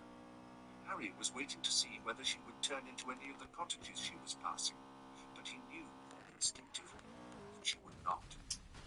At last she came to a halt a few yards from them, and simply stood there in the middle of the frozen road, facing them. He did not need Hermione's pinch to his arm. There was next to no chance that this woman was a muggle. She was standing there gazing at a house that ought to have been completely invisible to her if she was not a witch. Even assuming that she was a witch, however, it was odd behavior to come out on a night this cold simply to look at an old ruin. By all the rules of normal magic, meanwhile, she ought not to be able to see Hermione and him at all. Nevertheless, Harry had the strangest feeling that she knew that they were there, and also who they were. Just as he had reached this uneasy conclusion, she raised a gloved hand and beckoned. Hermione moved closer to him under the cloak, her arm pressed against his. How does she know? He shook his head. The woman beckoned again, more vigorously. Harry could think of many reasons not to obey the summons, and yet his suspicions about her identity were growing stronger every moment that they stood facing each other in the deserted street. Was it possible that she had been waiting for them all these long months? That Dumbledore had told her to wait, and that Harry would come in the end? Was it not likely that it was she who had moved in the shadows in the graveyard and had followed them to this spot? Even her ability to sense them suggested some Dumbledore-ish power that he had never encountered before. Finally, Harry spoke, causing Hermione to gasp and jump. "Are you Matilda?" The muffled figure nodded and beckoned again. Beneath the cloak, Harry and Hermione looked at each other. Harry raised his eyebrows. Hermione gave a tiny, nervous nod. They stepped towards the woman, and at once she turned and hobbled off back the way they had come. Leading them past several houses, she turned in at a gate. They followed her up the front path through a garden nearly as overgrown as the one they had just left. She fumbled for a moment with a key at the front door, then opened it and stepped back to let them pass. She smelled bad, or perhaps it was her house. Harry wrinkled his nose as they sidled past her and pulled off the cloak. Now that he was beside her, he realized how tiny she was. Bowed down with age, she came barely level with his chest. She closed the door behind them, her knuckles blue and mottled against the peeling paint, then turned and peered into Harry's face. Her eyes were thick with cataracts and sunken into folds of transparent skin, and her whole face was dotted with broken veins and liver spots. He wondered whether she could make him out at all. Even if she could, it was the balding muggle whose identity he had stolen that she could see. The odor of old age, dust, unwashed clothes, and stale food intensified as she unwound a moth-eaten black shawl, revealing a head of scant white hair through which the scalp showed clearly. "Matilda," Harry repeated. She nodded again. Harry became aware of the locket against his skin. The thing inside it that sometimes ticked or beat had woken. He could feel it pulsing through the cold gold. Did it know? Could it sense that the thing that would destroy it was near? Matilda shuffled past them, pushing Hermione aside as though she had not seen her, and vanished into what seemed to be a sitting room. "Harry, I'm not sure about this," breathed Hermione. Look at the size of her. I think we could overpower her if we had to, said Harry. Listen, I should have told you. I knew she wasn't all there. Muriel called her Gaga. Come, called Matilda from the next room. Hermione jumped and clutched Harry's arm. It's okay, said Harry reassuringly, and he led the way into the sitting room. Matilda was tottering around the place, lighting candles, but it was still very dark, not to mention extremely dirty. Thick dust crunched beneath their feet, and Harry's nose detected, underneath the dank and mildewed smell, something worse, like meat gone bad. He wondered when was the last time anyone had been inside Matilda's house to check whether she was coping. She seemed to have forgotten that she could do magic, too, for she lit the candles clumsily by hand, her trailing lace cuff in constant danger of catching fire. Let me do that, offered Harry, and he took the matches from her. She stood watching him as he finished lighting the candle stubs that stood on saucers around the room, perched precariously on stacks of books and on side tables crammed with cracked and mouldy cups. The last surface on which Harry spotted a candle was a bow-fronted chest of drawers on which there stood a large number of photographs. When the flame danced into life, its reflection wavered on their dusty glass and silver. He saw a few tiny movements from the pictures. As Matilda fumbled with logs for the fire, he muttered, Tergio. The dust vanished from the photographs, and he saw at once that half a dozen were missing from the largest and most ornate frames. He wondered whether Matilda or somebody else had removed them.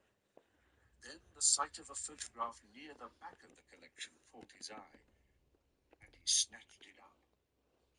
It was the golden-haired, merry-faced thief, the young man who had perched on Grigorovich's windowsill, smiling lazily up at Harry out of the silver frame. And it came to Harry instantly where he had seen the boy before, in The Life and Lies of Albus Dumbledore, arm in arm with the teenage Dumbledore, and that must be where all the missing photographs were, in Rita's book. Miss Bagshot, he said, and his voice shook slightly.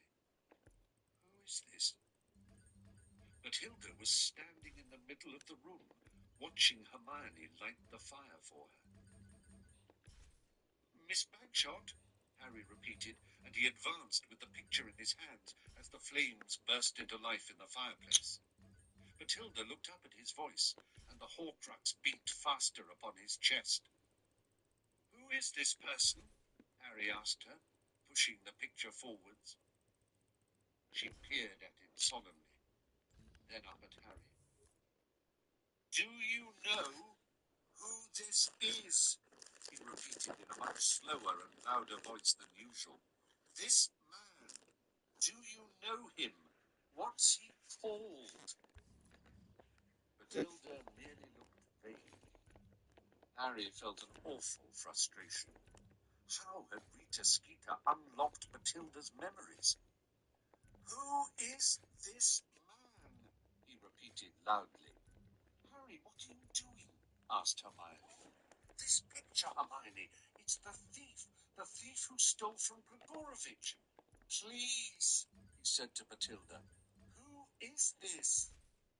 But she only stared at him. Why did you ask us to come with you, Miss Bagshot? Asked Hermione, raising her own voice. Was there something you wanted to tell us? Giving no sign that she had heard Hermione, Matilda now shuffled a few steps closer to Harry. With a little jerk of her head, she looked back into the hall. You want us to leave? He asked. She repeated the gesture, this time pointing first at him, then at herself, then at the ceiling. Oh, right. Hermione, I think she wants me to go upstairs with her. All right, said Hermione. Let's go. But when Hermione moved, Matilda shook her head with surprising vigour, once more pointing first at Harry, then to herself. She wants me to go with her alone. Why? Asked Hermione, and her voice rang out sharp and clear in the candlelit room. The old lady shook her head a little at the loud noise. Maybe Dumbledore told her to give the sword to me, and only to me. Do you really think she knows who you are? Yes, said Harry, looking down into the milky eyes fixed upon his own. I think she does. Well, okay then, but be quick, Harry. Lead the way, Harry told Matilda. She seemed to understand, because she shuffled round him towards the door.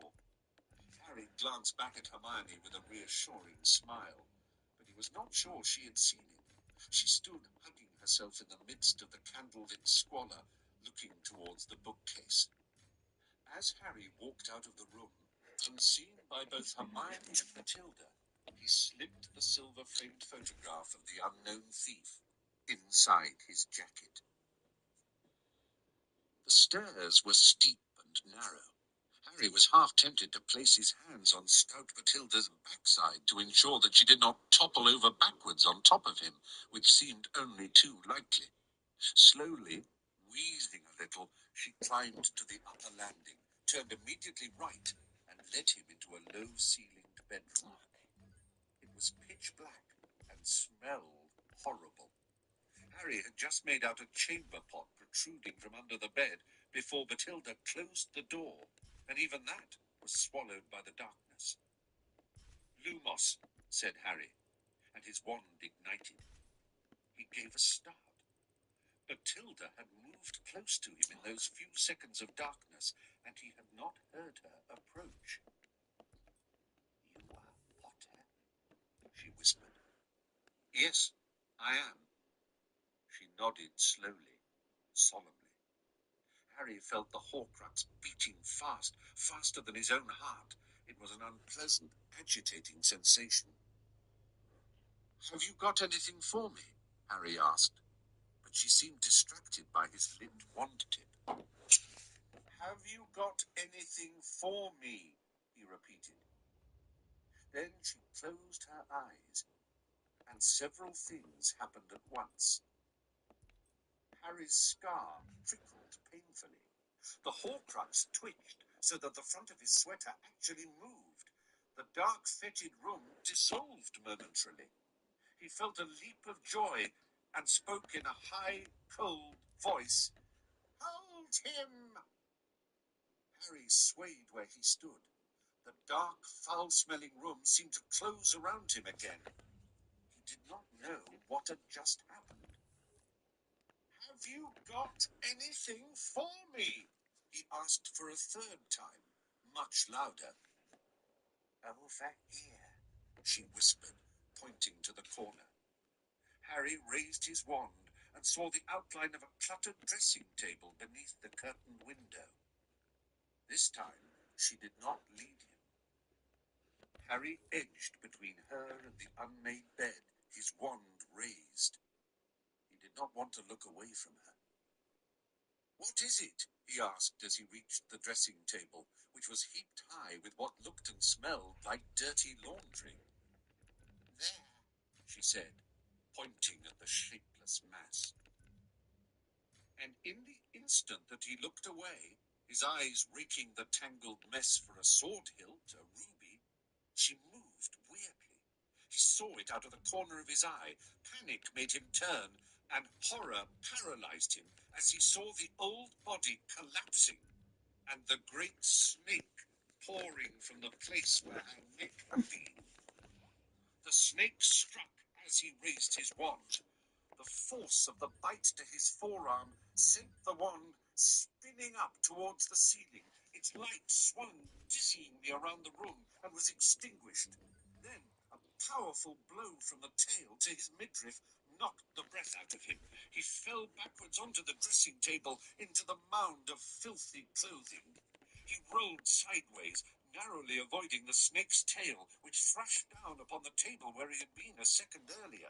Fragments of the glass surface rained upon him as he hit the floor. From below, he heard Hermione call, "Harry?"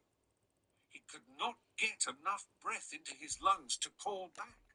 Then a heavy, smooth mass smashed him to the floor, and he felt it slide over him, powerful, muscular. "No!" he gasped, pinned to the floor. "Yes," whispered the voice. "Yes. Hold you. Hold you. Axio, Axio, wand."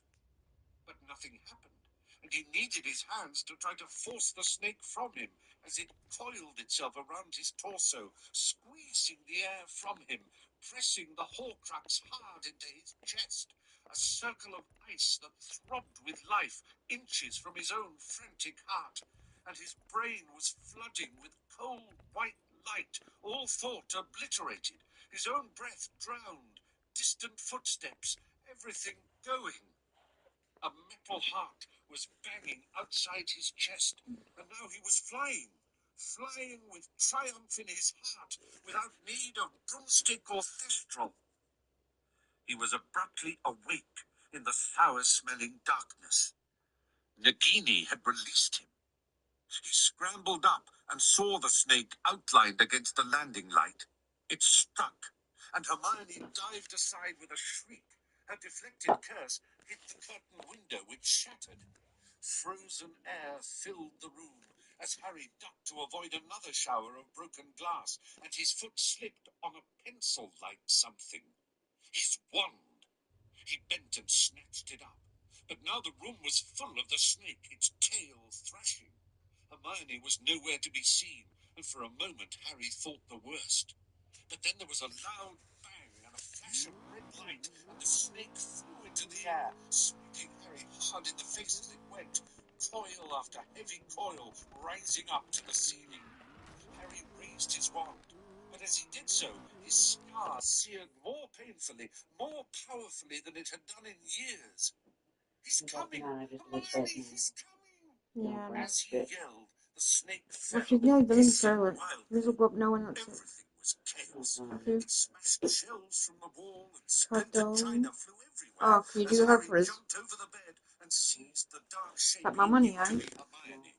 She shrieked I with heard you pain got a grant as on he pulled Saturday, her eh? back across the bed. The snake reared again, but Harry knew Oh, that and you're worse buying than my the Subway. snake was coming, was perhaps already at the gate. His head was going It's not to split afternoon. open with the pain from his scar. The snake lunged as he took a running Huh? leap, dragging You want to put a light Hermione on with first him. before you As it grab her. struck, Hermione screamed, Put it on the table and I'll put it in your wallet in a bit, okay? exploding the wardrobe mirror That's on my and money. ricocheting back at them, bouncing from floor to ceiling. Just Harry whatever felt light on. the heat of it sear the back of his hand. Glass cut his cheek as, pulling Hermione with him, he leapt from bed to broken dressing table and then straight out of the smashed window into nothingness. Her She's lying on scream an envelope. reverberating through the night as they twisted in midair. Dead bugger. And then Let's his hold it scar properly, like, no? burst open, and he was Voldemort. And he was running across the fetid bedroom, Come on, his Joshua. long white Really. hands clutching at the Very windowsill much. as he glimpsed the Put it on top of the blanket thing and and the the little that woman lobby. twist and vanish, and he screamed with rage, a scream that mingled with the girls, that echoed across the dark gardens over the church bells ringing in Christmas Day. And his scream was Harry's scream. His pain was Harry's pain.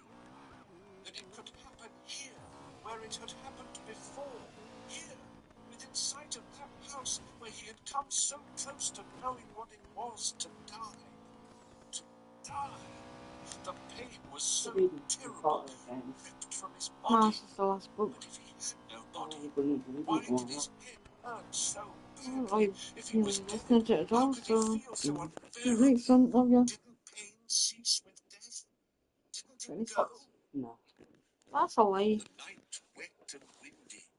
Two children dressed as Get your phone. pumpkins waddling across the square, and the shop Okie-dokie. windows covered in paper spiders, Oh, all the what? tawdry, muddled trappings of a world in which they Well, did get not for a believe.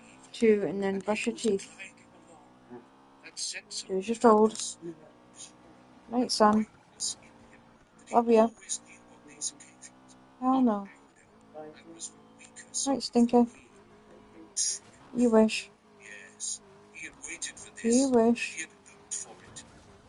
Nice costume, mister. He saw the small boy's smile falter as he ran near enough to see beneath the hood of the cloak, saw the fear cloud his painted face. Then the child turned and ran away. Beneath the robe, he fingered the handle of his wand. One simple movement, Eat. and the child would never hell? reach his mark. And unnecessary, quite unnecessary. And along a new and darker street he moved, and now his destination was in sight at last. The Fidelius charm broken, though they did not know it yet, and he made less noise than the dead leaves slithering along the pavement as he drew level with the dark edge and stared over it. They had not drawn the curtain. He saw them quite clearly in their little sitting room, the tall, black-haired man in his glasses, making puffs of coloured smoke erupt from his wand for the amusement of the small, black-haired boy in his blue pyjamas. The child was laughing and trying to catch the smoke, to grab it in his small fist. A door opened, and the mother entered, saying words he could not hear, her long, dark red hair falling over her face.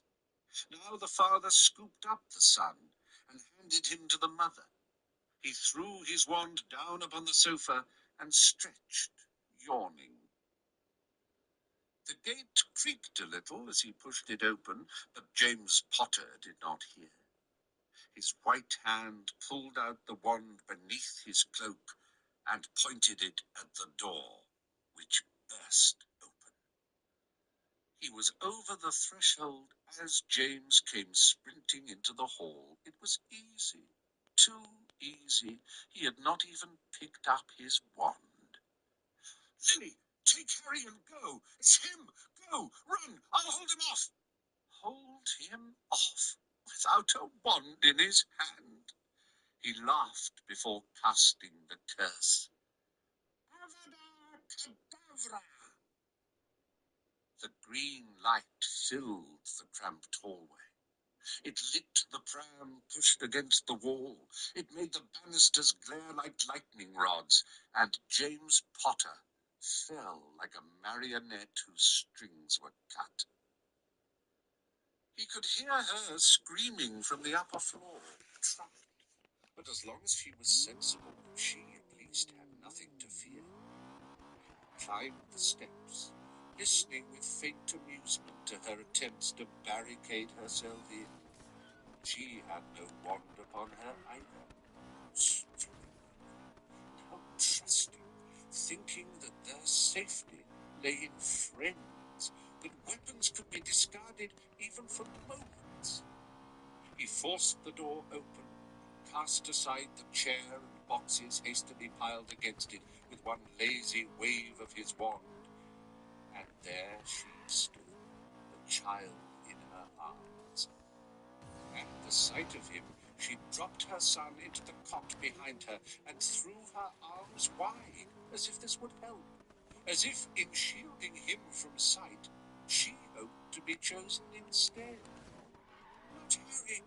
Not Harry! Please, not Harry! Stand aside, you silly girl! Stand aside now! Not Harry! Please, no! Take me! Kill me instead! This is my last warning. Not Harry, please. Have mercy. Have mercy. Not Harry. Not Harry. Please, I'll do anything. Stand aside. Stand aside, girl. He could have forced her away from the cot, but it seemed more prudent to finish them all. The green light flashed around the room, and she dropped like her husband. The child had not cried all this time. He could stand, clutching the bars of his cot, and he looked up into the intruder's face with a kind of bright interest, perhaps thinking that it was his father who hid beneath the cloak, making more pretty lights, and his mother would pop up any moment, laughing. Oh, you didn't know He what. pointed the wand very carefully into the boy's face. He wanted to see in him the destruction of this one inexplicable danger. The child began to cry. It had seen that he was not James. He did not like it crying. He had never been able to stomach the small ones whining in the orphanage.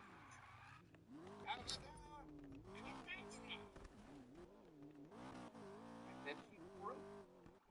He was nothing but pain and terror, and he must hide himself, not here in the rubble of the ruined house, where the child was trapped and screaming, but far away, far away. No, he moaned. The snake rustled on the filthy, cluttered floor, and he had killed the boy, and yet he was the boy. No! And now he stood at the broken window of Matilda's house, immersed in memories of his greatest loss, and at his feet the great snake slithered over broken china and glass. He looked down and saw something incredible. No! Harry, it's all right. You're all right. He stooped down and picked up the smashed photograph. There he was, the unknown thief, the thief he was seeking. No, I dropped it. Harry, it's okay. Wake up, wake up. He was Harry, not Voldemort. And the thing that was rustling was not a snake. He opened his eyes. Harry, Hermione whispered, do you feel all right? Yes, he lied. He was in the tent, lying on one of the lower bunks beneath a heap of blankets. He could tell that it was almost dawn by the stillness and the quality of the cold, flat light beyond the canvas ceiling. He was drenched in sweat. He could feel it on the sheets and blankets. We got away. Yes, said Hermione. I had to use a hover charm to get you into your bunk. I couldn't lift you. You've been, well, you haven't been quite... There were purple shadows under her brown eyes, and he noticed a small sponge in her hand. She had been wiping his face. You've been ill, she finished. Quite ill. How long ago did we leave? Hours ago. It's nearly morning. And I've been, what, unconscious? Not exactly, said Hermione uncomfortably. You've been shouting and moaning and things, she added in a tone that made Harry feel uneasy. What had he done? Screamed curses like Voldemort? Cried like the baby in the cot? I couldn't get the Horcrux off you, Hermione said, and he knew she wanted to change the subject. It was stuck to your chest. You've got a mark. I'm sorry, I had to use a severance charm to get it away. The snake bit you too, but I've cleaned the wound and put some Ditton in it. He pulled the sweaty t-shirt he was wearing away from himself and looked down. There was a scarlet oval over his heart where the locket had burned him. He could also see the hard-healed puncture marks to his forearm. Where'd you put the Horcrux? In my bag. I think we should keep it off for a while. He lay back on his pillows and looked into her pinched grey face. We shouldn't have gone to Godric's Hollow. It's my fault. It's all my fault. Hermione, I'm sorry. It's not your fault. I wanted to go too. I really thought Dumbledore might have left the sword there for you. Yeah, well, we got that wrong, didn't we? What happened, Harry? What happened when she took you upstairs? Was the snake hiding somewhere? Did it just come out and kill her and attack you? No, he said. She was the snake. Or the snake was her all along. What? He closed his eyes. He could still smell Matilda's house on him. It made the whole thing horribly vivid. Matilda must have been dead a while. The snake was inside her. You-know-who put it there in Godric's Hollow to wait. You were right. He knew I'd go back. The snake was inside her. He opened his eyes again. Hermione looked revolted, nauseated. Lupin said there would be magic we'd never imagined, Harry said. She didn't want to talk it up to you because it was Parseltongue, all Parseltongue, and I didn't realise that of course I could understand her. Once we were up in the room, the snake sent a message to you-know-who. I heard it happen inside my head. I felt him get excited. He said to keep me there. And then he remembered the snake coming out of Matilda's neck. Hermione did not need to know the details. She changed into the snake and attacked. He looked down at the puncture marks. It wasn't supposed to kill me, just keep me there till you-know-who came. If he'd only managed to kill the snake, it would have been worth all of it. Sick at heart, he sat up and threw back the covers. Harry, no, I'm sure you ought to rest. You're the one who needs sleep. No offence, but you look terrible. I'm fine. I'll keep watch for a while. Where's my wand? She did not answer. She merely looked at him. Where's my wand, Hermione? She was biting her lip, and tears swam in her eyes. Harry, where's my wand? She reached down beside the bed and held it out to him. The holly and phoenix wand was nearly severed in two. One fragile strand of phoenix feather kept both pieces hanging together. The wood had splintered apart completely. Harry took it into his hands as though it was a living thing that had suffered a terrible injury. He could not think properly. Everything was a blur of panic and fear. Then he held out the wand to Hermione. Mend it, please. Harry, I don't think when it's broken like this. Please, Hermione, try. Reparo. The dangling half of the wand resealed itself. Harry held it up. Lumos. The wand sparkled feebly, then went out. Harry pointed it at Hermione. Expelliarmus! Hermione's wand gave a little jerk, but did not leave her hand. The feeble attempt at magic was too much for Harry's wand, which split into two again.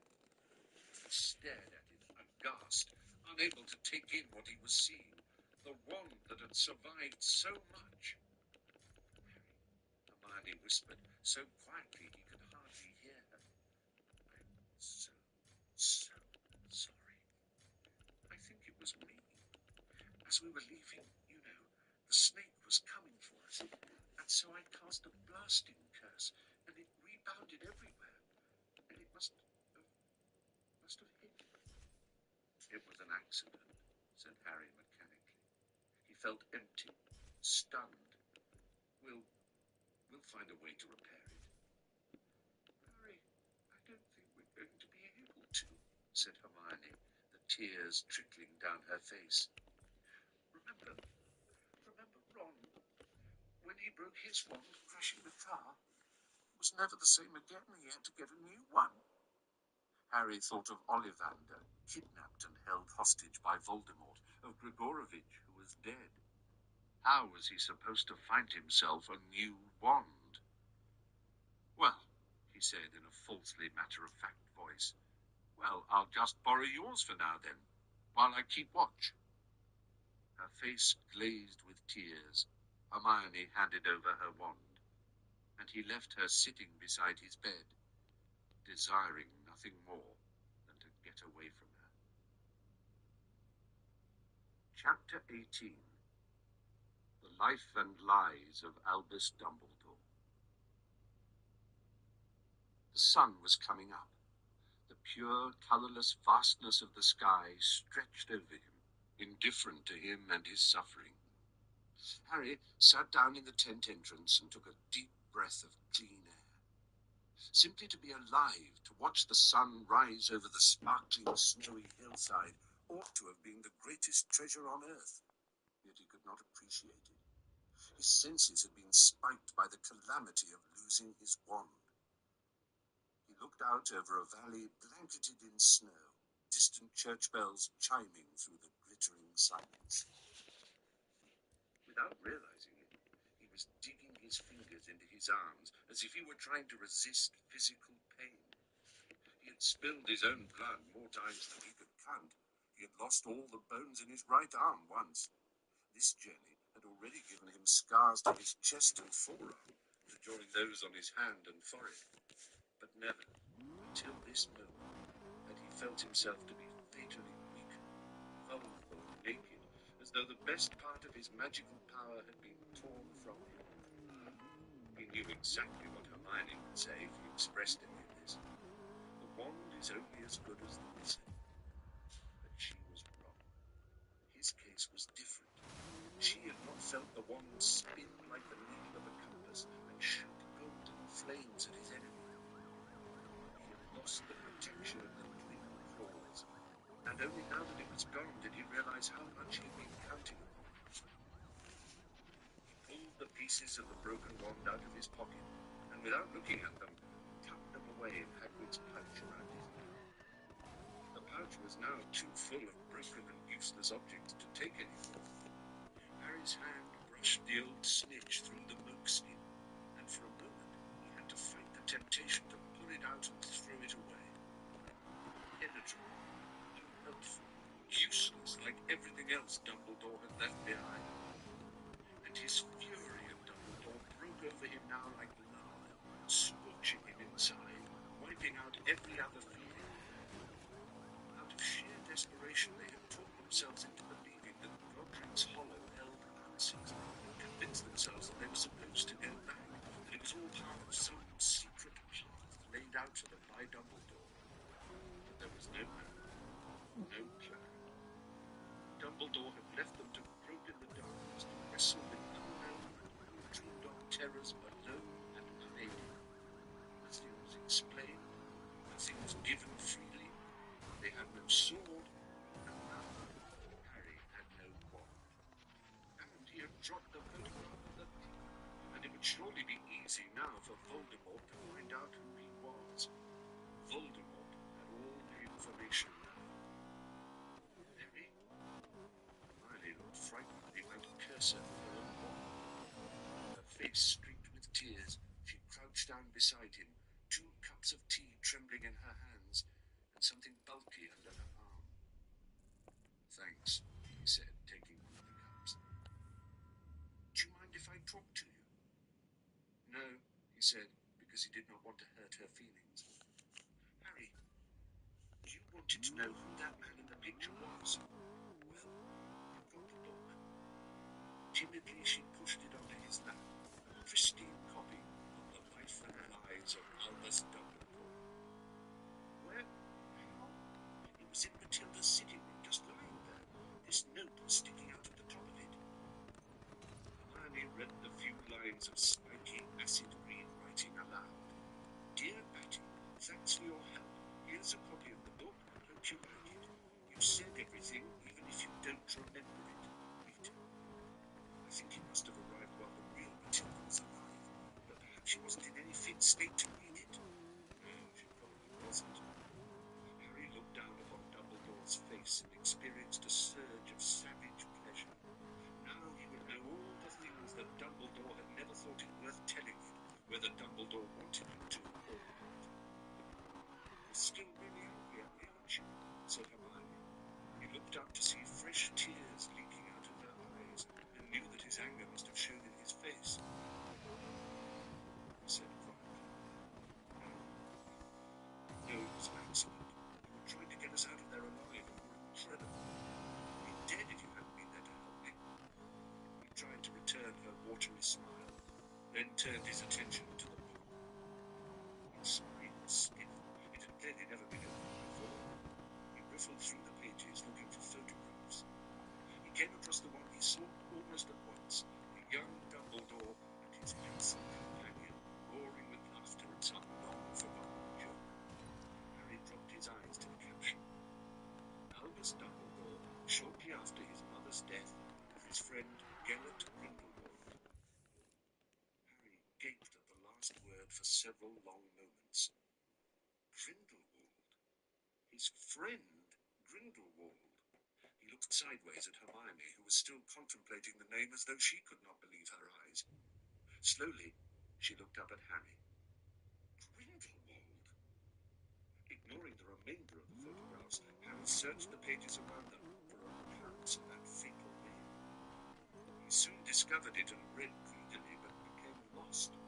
It was necessary to go further back to make sense of it all, and eventually he found himself at the start of a chapter entitled The Greater Good. Together, he and Hermione started to read.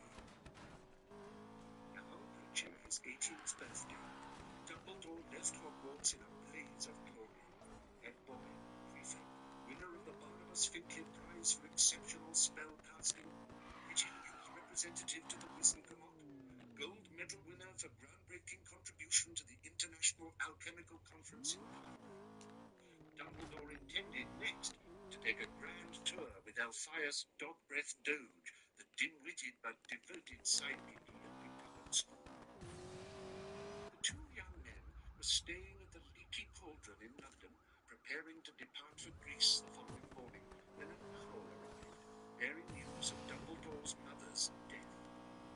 Dogbreath Doge, who refused to be interviewed for this book, has given the public his own sentimental version of what happened next. He represents Kendra's death as a tragic blow, and Dumbledore's decision to give up his expedition as an act of noble self-sacrifice. Certainly, Dumbledore returned to Godric's Hollow at once, supposedly to care for his younger brother and sister. But how much care did he actually give them? He were a head case, that Aberforth, says Enid Smeek, whose family lived on the outskirts of Godric's Hollow at that time.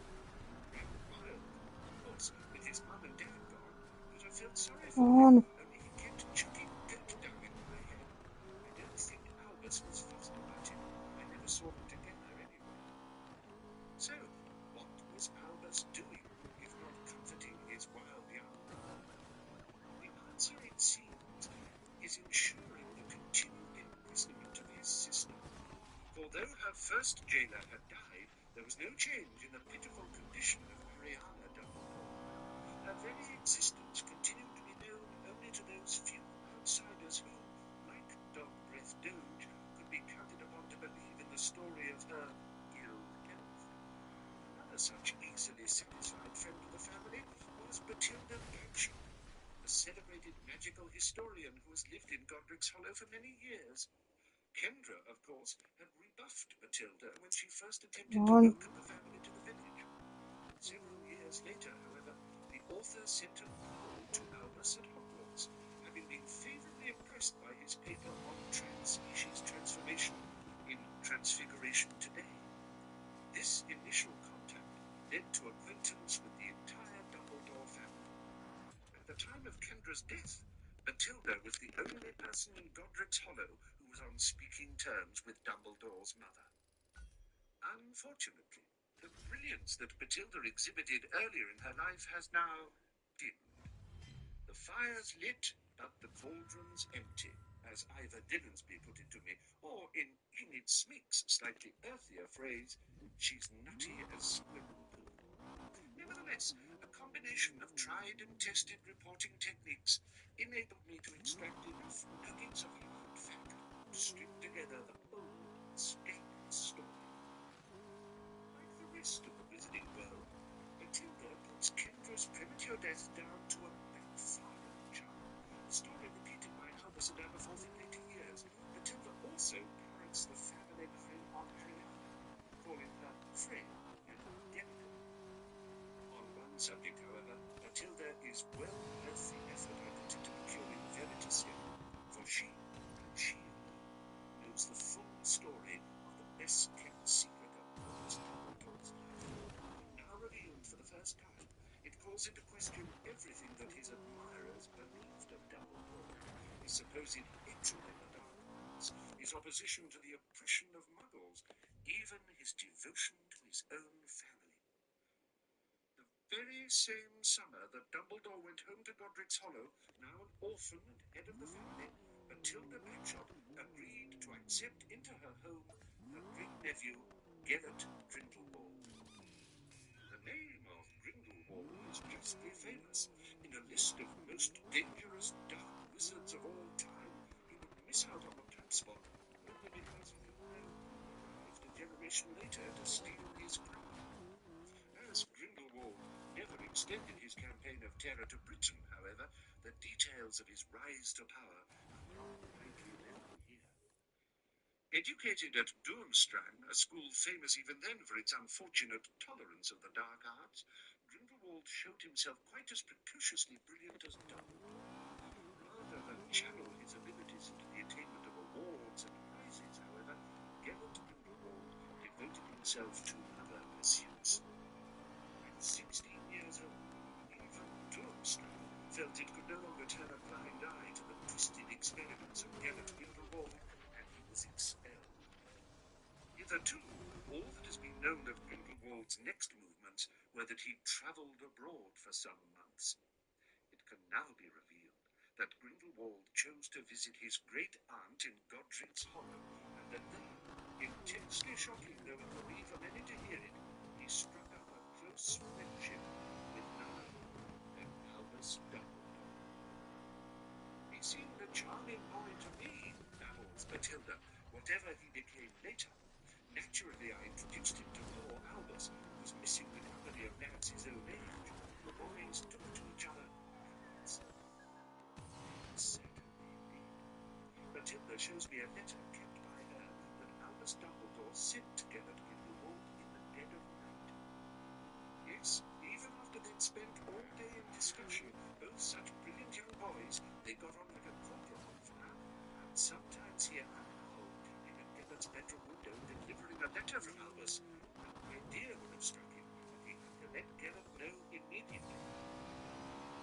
What ideas they are!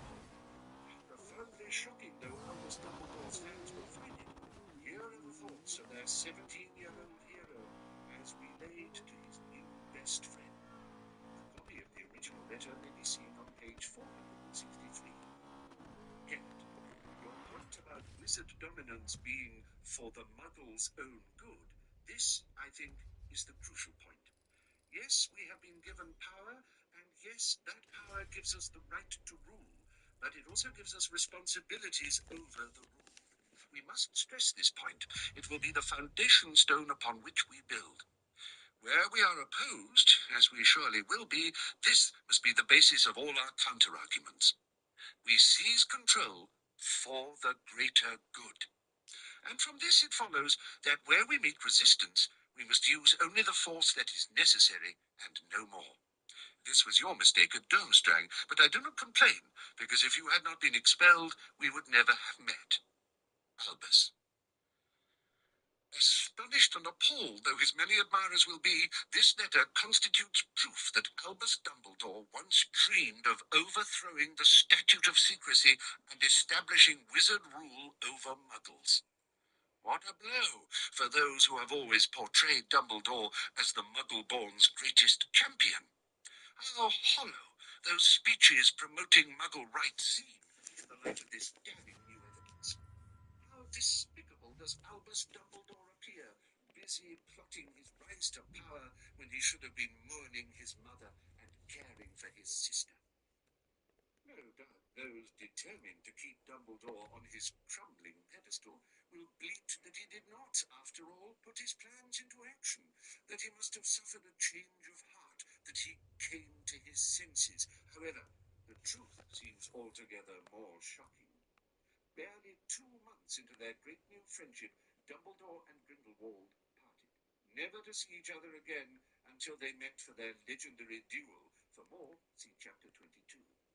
What caused this abrupt rupture? Had Dumbledore come to his senses?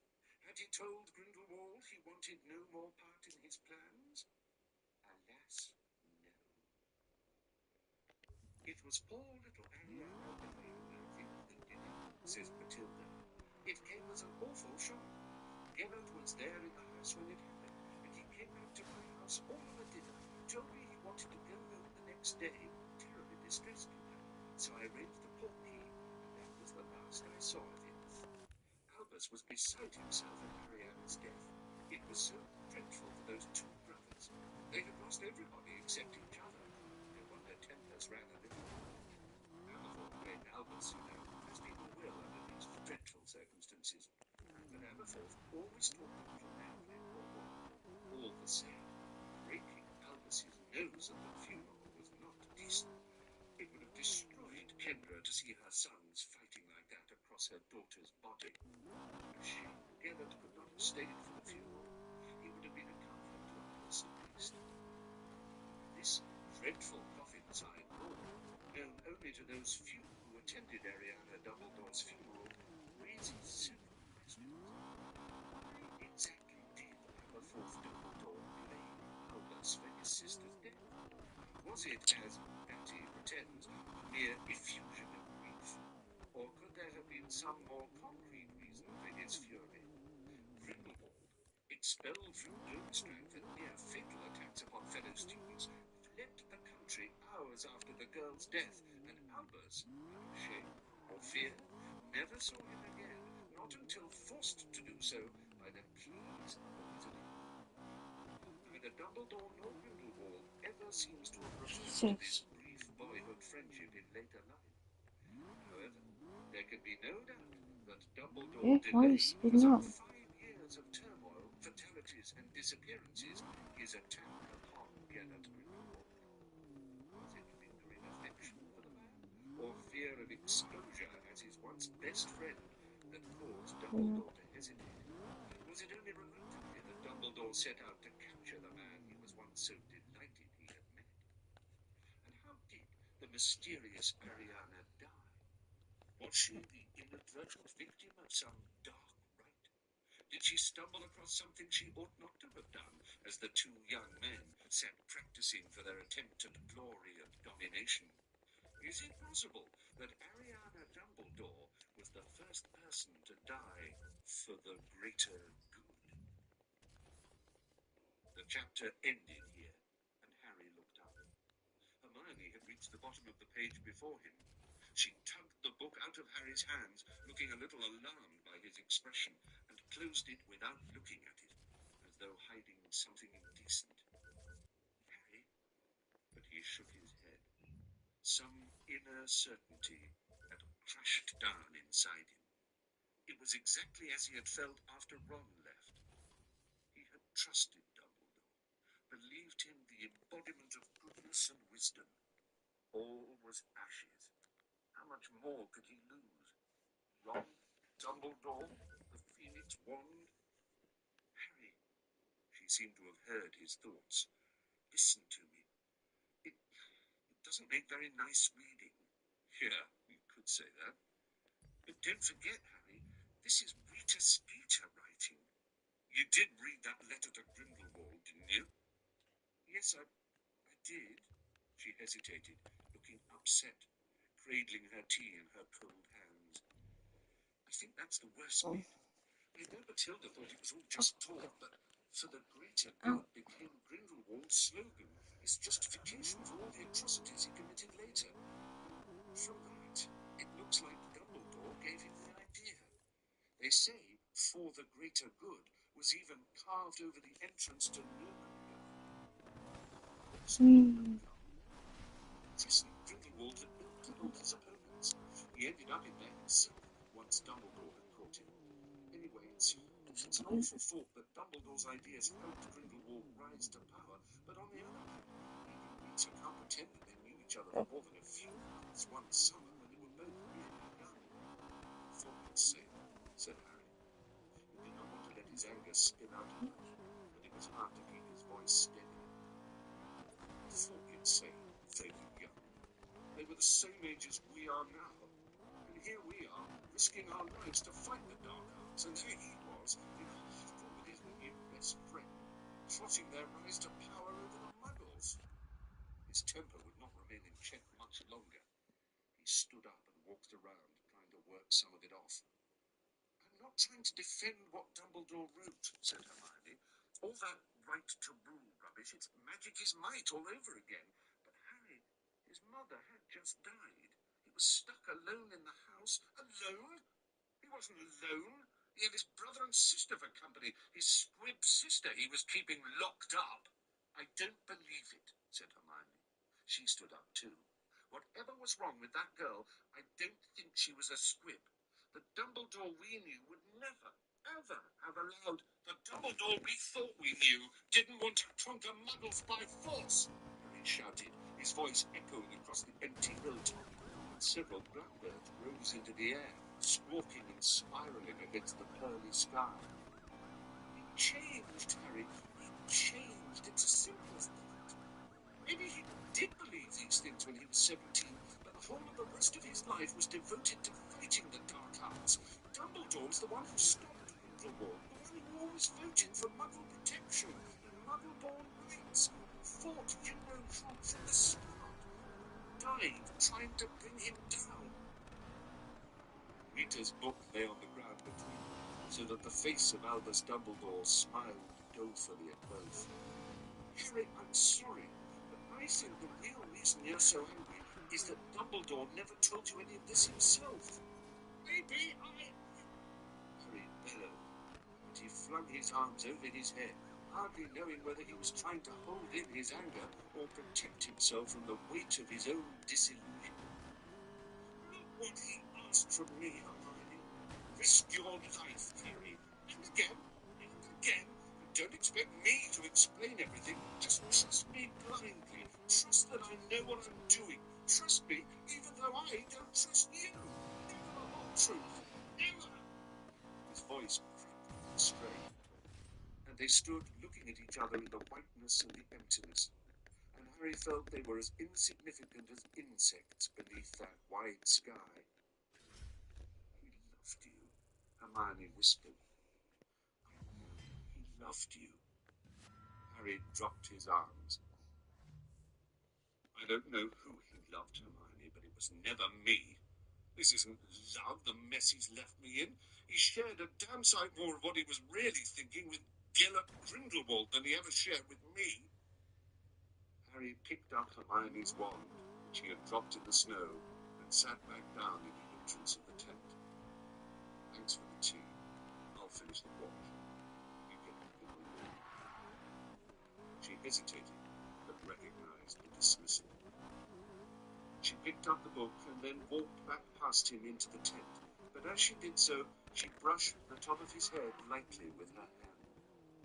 He closed his eyes at her touch. He hated himself for wishing that what she said was true. That Dumbledore had really played. Chapter 19. The Silver Dome. It was snowing by the time Hermione took over the watch at midnight. Harry's dreams were confused and disturbing. Nagini wove in and out of them, first through a gigantic cracked ring, then through a wreath of Christmas roses. He woke repeatedly, panicking, convinced that somebody had called out to him in the distance, imagining that the wind whipping around the tent was footsteps or voices. Finally, he got up in the darkness and joined Hermione, who was huddled in the entrance to the tent, reading A History of Magic by the light of her wand. The snow was still falling thickly, and she greeted with relief his suggestion of packing up early and moving on. We'll go somewhere more sheltered, she agreed, shivering as she pulled on a sweatshirt over her pajamas. I kept thinking I could hear people moving outside. I even thought I saw somebody once or twice. Harry paused in the act of pulling on a jumper and glanced at the silent, motionless sneakoscope on the table. I'm sure I imagined it, said Hermione, looking nervous. Snow in the dark, it plays tricks on your eyes, but perhaps we ought to disapparate under the invisibility cloak, just in case. Half an hour later, with the tent packed, Harry wearing the Horcrux and Hermione clutching the beaded bag, they disapparated. The usual tightness engulfed them, Harry's feet parted company with the snowy ground, then slammed hard onto what felt like frozen earth covered with leaves. "Where are we?" he asked, peering around at a fresh mass of trees as Hermione opened the beaded bag and began tugging out tent poles. "The Forest of Dean," she said. "I came camping here once with my mum and dad." Here, too, snow lay on the trees all around, and it was bitterly cold, and they were at least protected from the wind. They spent most of the day inside the tent, huddled for warmth around the useful bright blue flames that Hermione was so adept at producing, and which could be scooped up and carried around in a jar. Harry felt as though he was recuperating from some brief but severe illness, an impression reinforced by Hermione's solicitousness.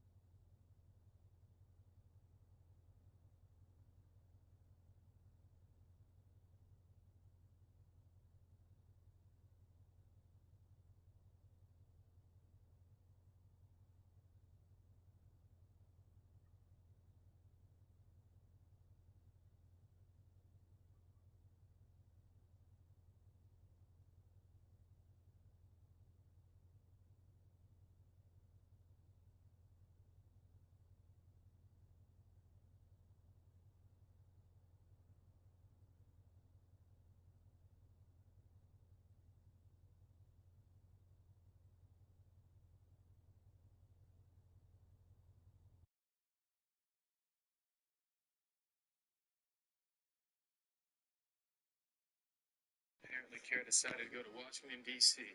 alone and not tell her. Maybe she's doing the tourist thing. Postcards are probably already in the mail. You know something, don't you? Jimmy, she's my cousin. She's my family. If you know anything, you need to tell me. Kara asked us to see a video that Lois took of some so-called spaceship out in Granville. The recording was ruined, but I managed to get a partial image of equipment that went into the government. And you didn't tell us this because... Because Kara asked me to keep it a secret. She trusted me. I'm sorry, CK. She said it was a hobby. I had no idea that she followed the lead all the way to Capitol Hill. Thanks, Jimmy. Chloe, if he's right, the government might have Kara's crystal. That's her last tie to Krypton. She'll do anything to get it back.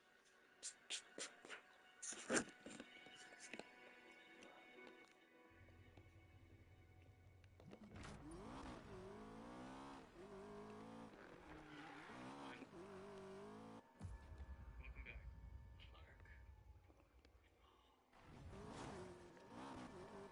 Glad you're okay. Yes. Darkest hour, these souls replenished. Strength to continue. Others are survivors too. You hear that? Guys over here.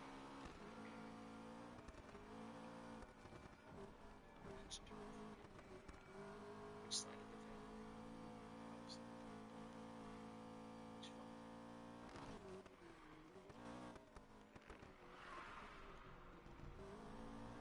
Look, the reason I'm here. I came across an underground government lab. It's located beneath the soil in Granville. You have a lot of contacts in Washington. I thought maybe you could tell me something about it. What were you doing in a government lab, Clark? Researching a story for a friend. I believe that lab in Granville belongs to the Department of Domestic Security. Tell your friend. You tell her it's not a front page story. Domestic security. I thought they dealt with terrorism. Among other things. You know, Washington has had a wary eye on the heavens for decades, Clark. Watching for any threat from beyond the stars. I've heard they call that program Starhawk. They came to Smallville right after the second meteor shower. I've done everything I could to divert their attention away from you. Why didn't you say anything to me? Your life is complicated enough. I understood they were about to leave Smallville. They'd found no conclusive evidence of an alien threat.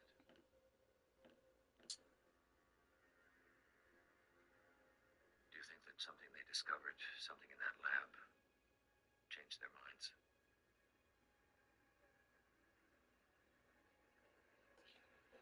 Tell me everything you know about Starhawk.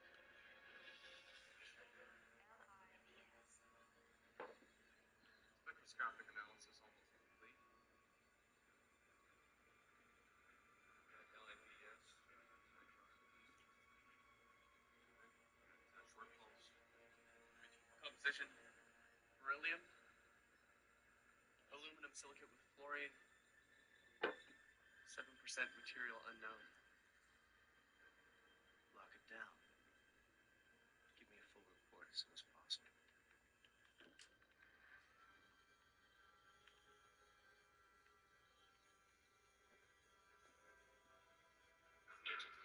Mr. Luther has entered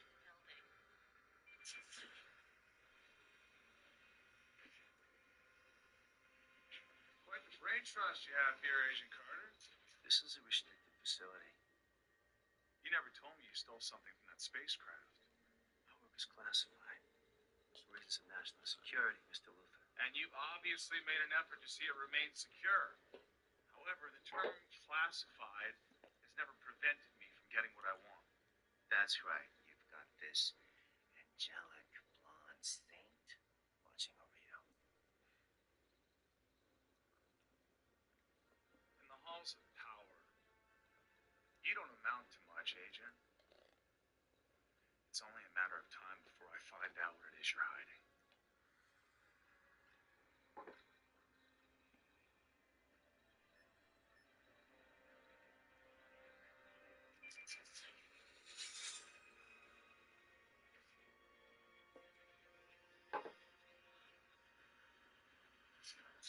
Initiating sequence. Yes, sir. Unlocking containment here.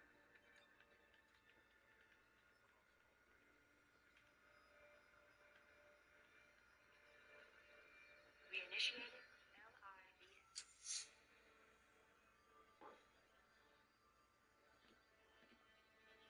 Laser and X-ray photoelectron spectrographic analysis. Starting external scan.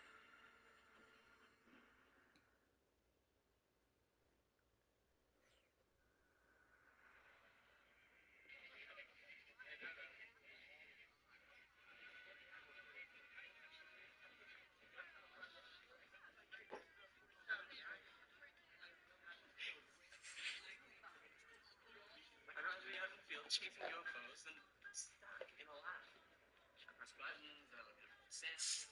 Half the stuff's hazardous. That's what I'm trying to say. I've been working so hard I haven't been out looking. Dude. Nice children.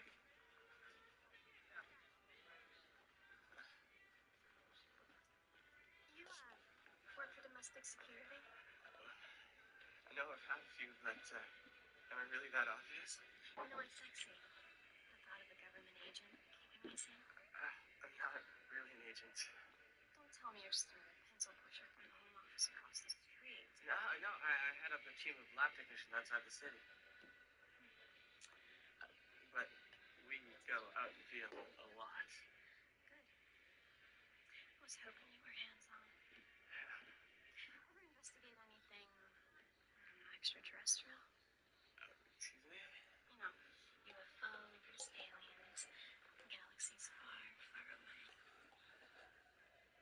I can't really be talking about what I do. Life on other planets. That's hot. Would have loved to have chatted about it.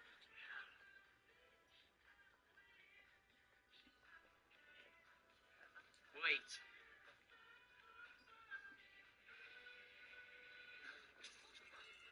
Where'd you find the ship? Kansas? Out in the boondocks somewhere? I can't believe you work with real flying saucers. That's such a turn on. What do you say? We get out of here. Oh, in these spaceships, ever find anything in them? We can talk more in my apartment. It's not too far away. Come on, secret agent man. Tell me what was in that ship, and I'll go wherever you want. It's just some weird crystal. We're studying it at the lab. Seriously, do you really think that I can wait till we get to your place? Oh, wow. Why don't we get a bit more comfortable? Hey, where'd you...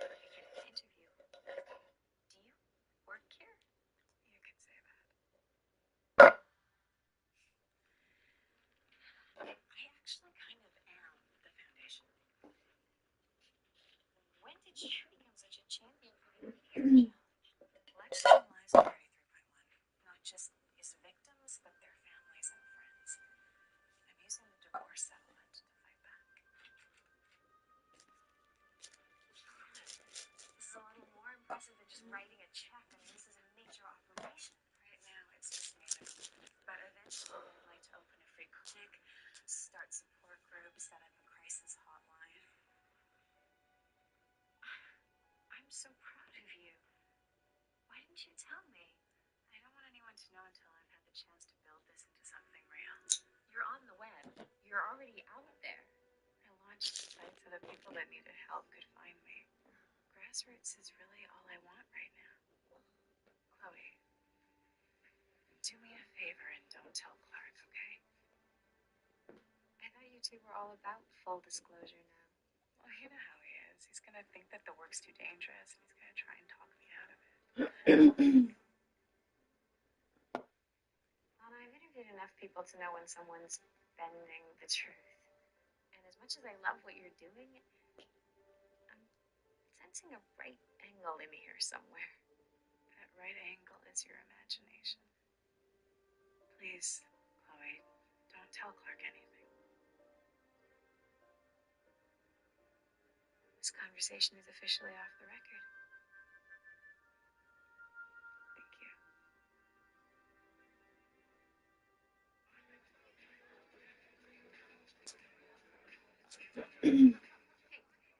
Give me back my wallet. How will you tell me the real location of the crystal? Who are you? It wasn't in the lab. Where is it? It's there. We never move it. Let him go, Kara.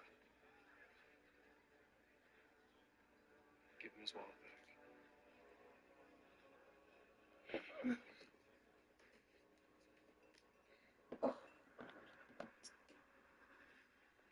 I've been looking all over for you. Congratulations, you found me. Is this the part where you give me a stern talking to? You're looking for the crystal, aren't you? That's my business, not yours. You took out an airplane, Kara. Do you have any idea how many people you could have killed? My mind kind of wandered. If you continue this way, it's only a matter of time before you get hurt or found out. Why do you care? You're my cousin, Kara. I care about you. Well, family believes in one another. You betrayed me. You better keep everyone else but me. We tried. You were everything I've been told. By who? Your friends? March Manhunter? My father was betrayed. He didn't try to kill anyone. He was a good man.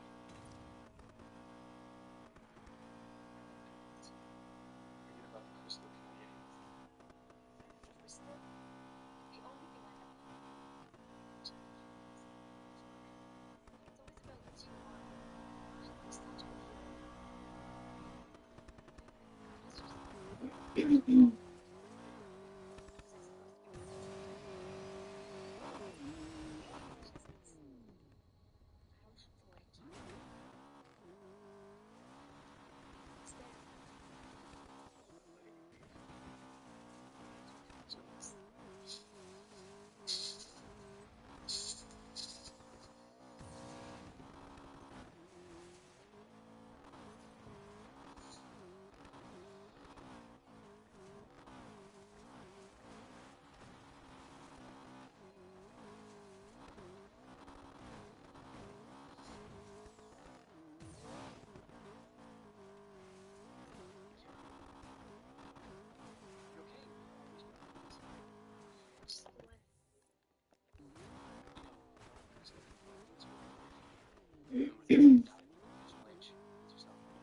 Don't worry about me.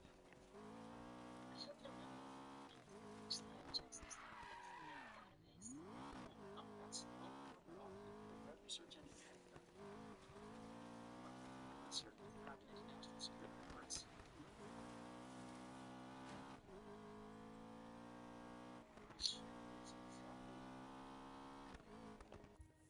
Kara, this is secret information. I can trace my IP address and arrest me, please. No, no, instead.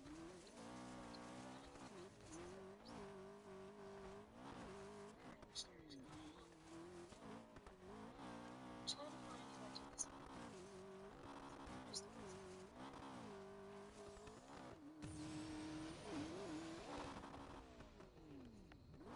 Have you ever heard of LX Dynamics?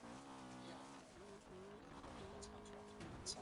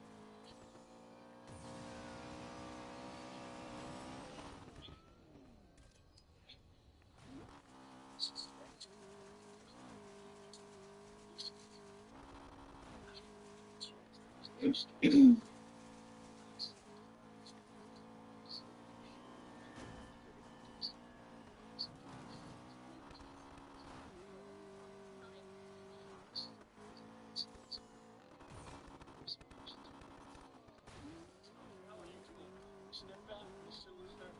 It's a matter of national security. That's it. Stand down. You're gonna have official authorization. I'd say my guards will make themselves. I'd say for them too. I know that you're supposed to. Don't you? Is it a coincidence that you were in my lab the same day she broke in? What makes you think she broke in your lab? I know you have that property hidden somewhere. It doesn't matter anymore. She's the real person. Still, you handle it through danger. Focus on it.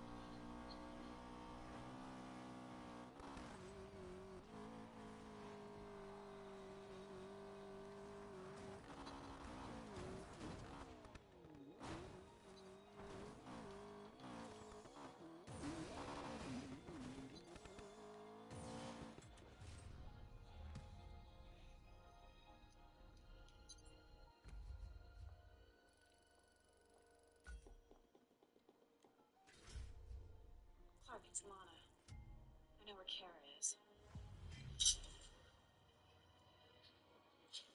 I don't need a frank assessment, Senator.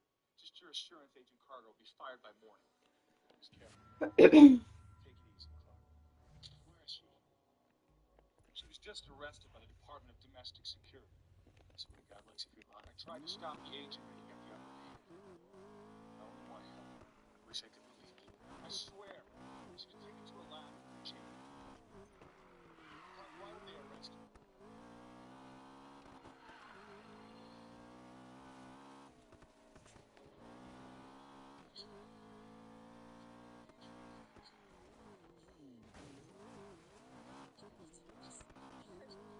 Well, if it wasn't hurting you, you'd be hurting me.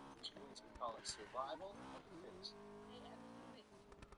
How did you smash into a fall? Did I talk to that lab tech when you tried to seduce? I know it. This machine, Summerholds created this technology to force people to relive their memories, but it was unstable. Now, I can control the process by delivering a meteoric solution directly into your brain. I want you to know it's no fun. It's called Earth. Just like the beginning. Where are you from? First arrival, Mr. Bennett.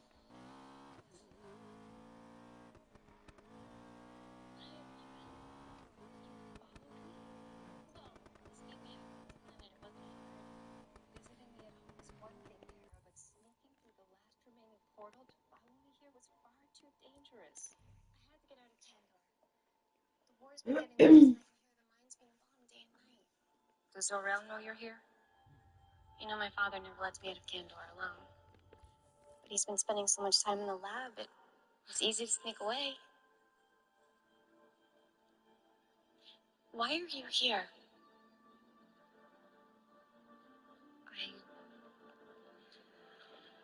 I wanted to see where my son may grow up. But you don't have... Wait, you're pregnant? I'm so happy for you. I know how much Winterell wanted this. He's our miracle baby. I don't understand. I mean, why would he grow up here? Kara, Krypton may never see the end of this war. Jor-El's brain interactive construct may very well save us, but I won't risk my son's life on that chance. Well, I'll be there, and I'll protect him. As much as this pains me, it may be my only choice. I can't let the destiny of my child be dictated by the fate of our planet. Aren't you worried about your son growing up with humans? I mean, they're so primitive. Jor-El visited Earth many years ago, and he chose this family because he was impressed by their capacity for love. I hope it's more impressive in the way that they live. This place is a mess. It's one of many structures, Kara. It's Sunday roast.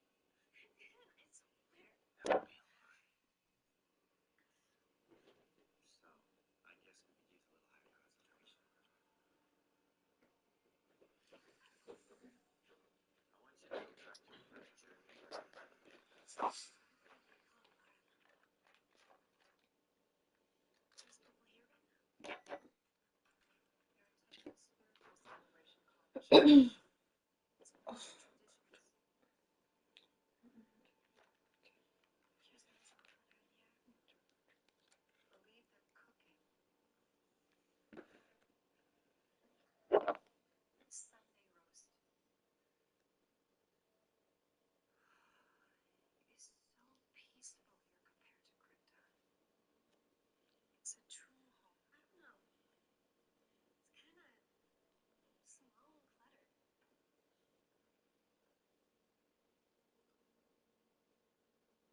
Careful, Kara. We must leave no trace of our visit. I don't want to influence them in any way. They're destined to raise my child. It's important they feel secure. Have you given your baby a name yet? No. With everything happening on Krypton, Jor-El and I have yet to discuss one. He'll be so far from home. Our son will be nothing but a distant star. Maybe you could name him Kal-El. And that way when he looks at the sky, he could think of us. Kal-El. Well, that's a beautiful name.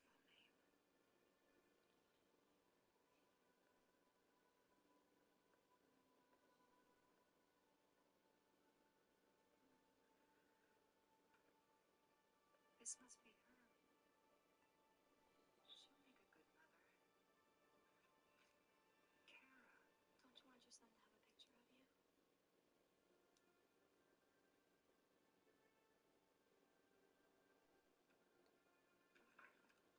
It's Zor-El.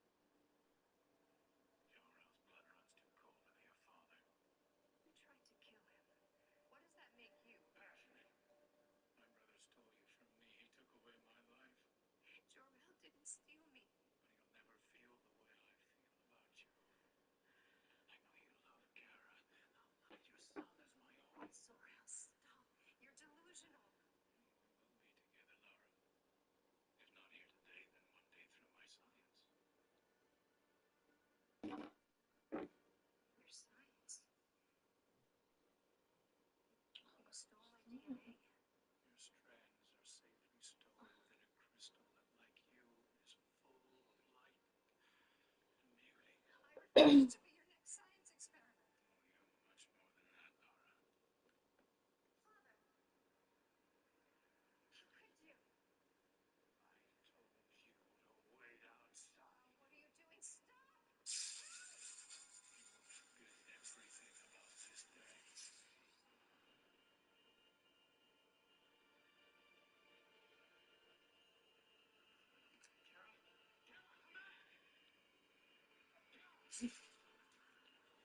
You will forget everything about this day.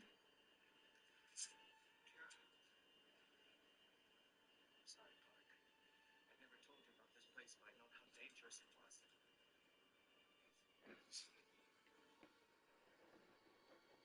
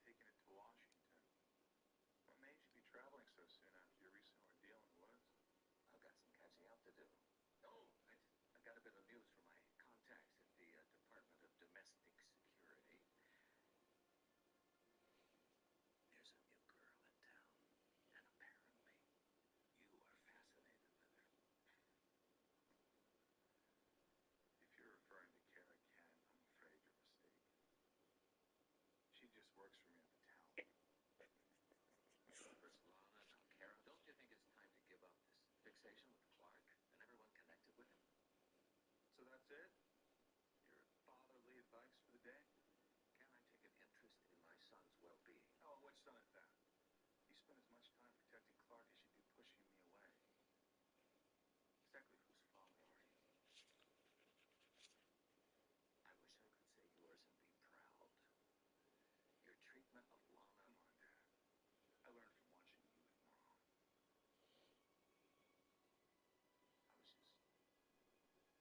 I was just being a Luther. I don't know what you're being. You have crossed a line.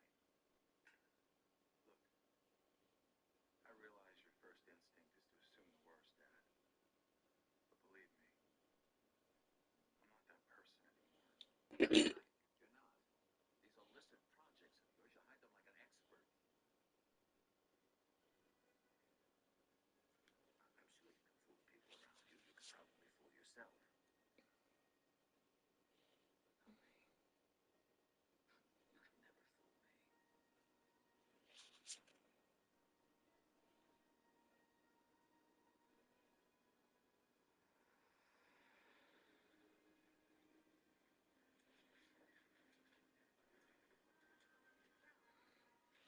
I think I owe you an apology for hurting your boss today.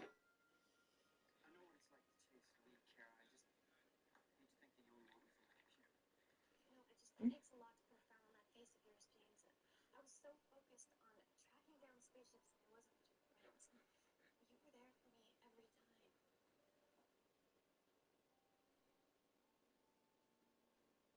So you noticed. Notice if it weren't for you, I wouldn't have had any leads to chase. Kara, I said I found someone for computers when I wanted to have in the Pentagon. I think he can do just about anything else you put your mind to. But right now, all I want to do is treat you to lunch. How about some more Chinese? Getting a hang of that whole chopstick thing. I'll go get my jacket. Okay, good. Mm. Whoa.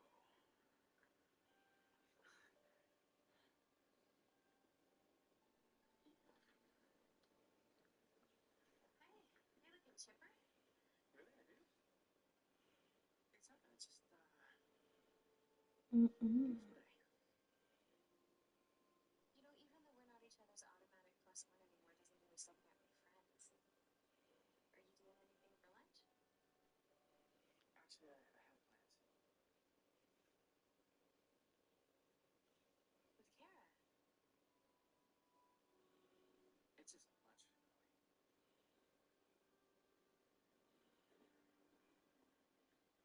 Look, I know how this is going to sound coming from you, but you can't be too friendly. Just be careful, okay? Chloe, Kara's from Minnesota. It's not like she's from another planet.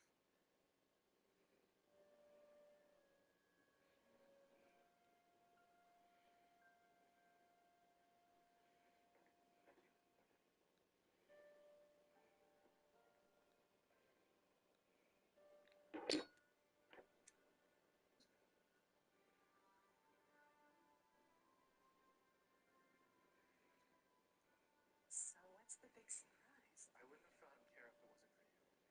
I'm glad you still have those contacts in Edge. I'm just glad she's okay. Well, when I found her, Lana, she gave me this. It's my birth mother. Her name is Laura. She's stunning.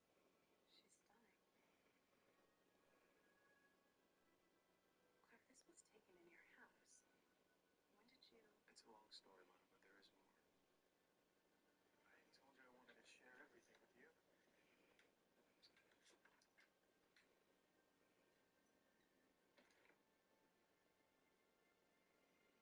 What's in that?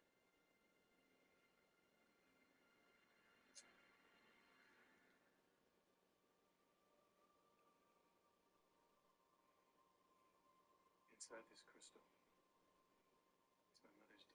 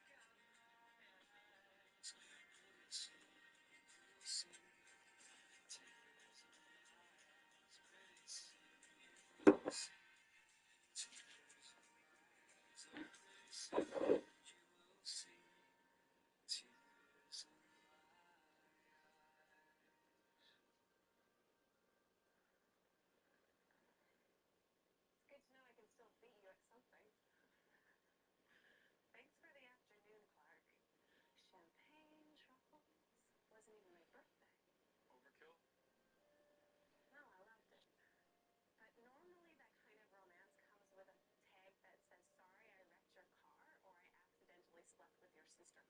Well, to be honest, Lana, lately you seemed a little distant. Guess I've been busy. Finally get a chance to make this relationship work. It's not a big deal. Just getting used to the new life. Lana, I know this is really about. You do? Between my cousin and that crystal and Krypton, it's as far from a normal life as you can get. Clark, if I wanted normal, I would have rethought the part about dating a guy who shoots fire from his eyes.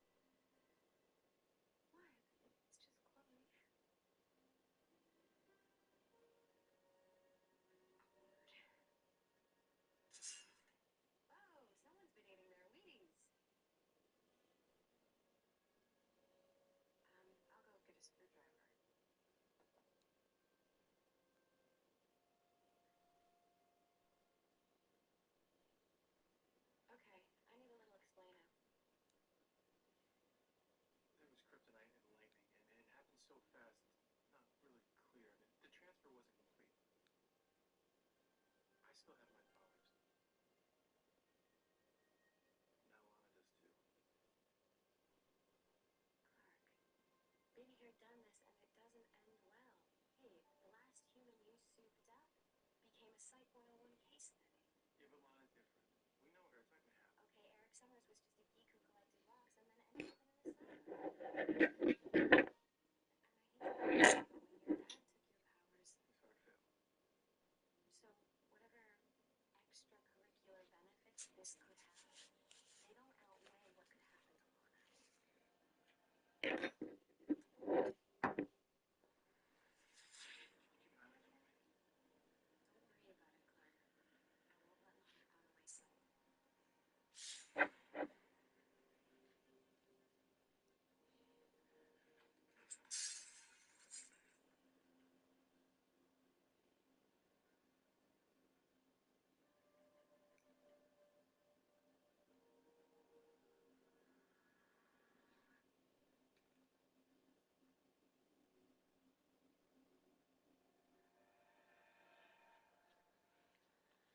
I so needed this girls' night out.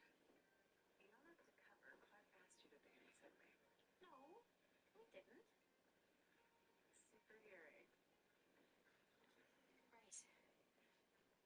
Look, Lana, I don't want to ruin your super high or anything, but you just have to watch yourself. Like, I wish you could know how this feels. It's like you can do anything, like nothing can hurt you. Like you're untouchable.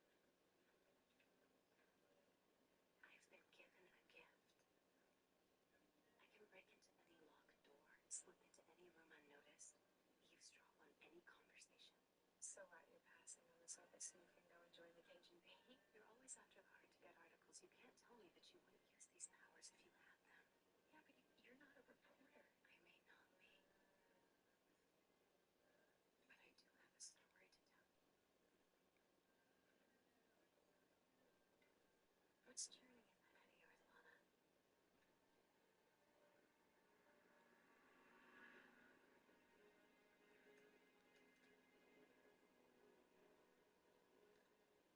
What am I looking at? Don't really know. A metallic dust. Somehow liquefied.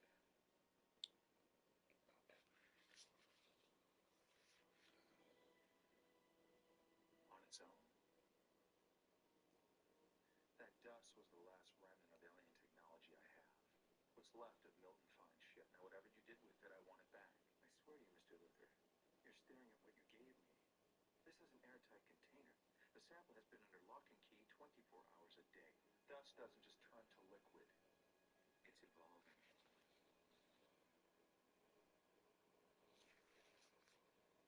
That metal is sentient. It's alive.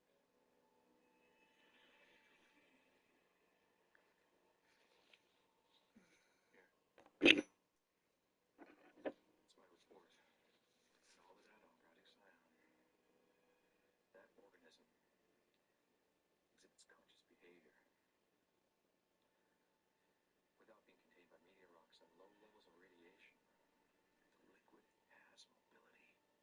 It appears to want out.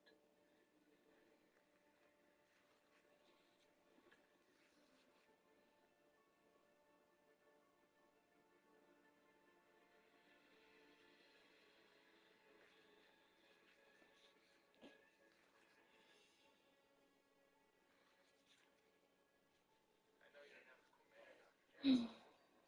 Project Scion is to remain confidential. I'm making myself clear.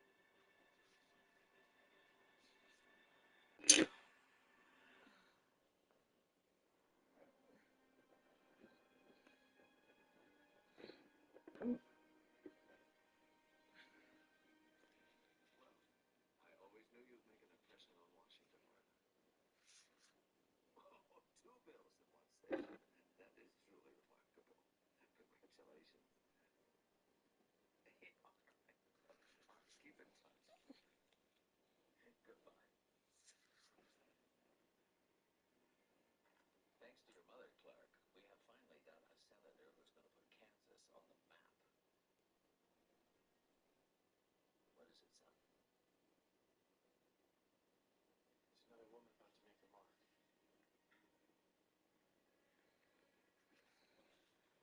It's Lana. There was an accident. She has my abilities. I need to switch her back, Lionel. I know it's a long shot, but I thought if someone had technology that could reverse the effects, you could get it. Clark, do you realize the potential danger we're involved with here? She is not, may not be the person you think she is.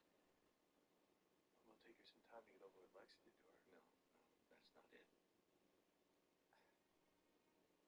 Listen, Clark. Those weeks that I was missing after the dam broke, when I was being held captive,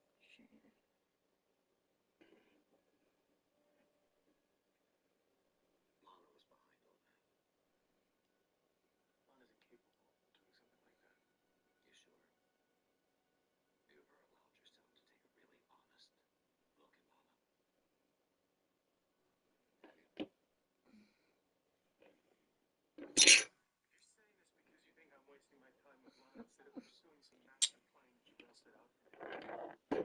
Jesus. Ow. Samson trusted Delilah with the secret of his strength, but his trust didn't prevent Delilah from betraying him.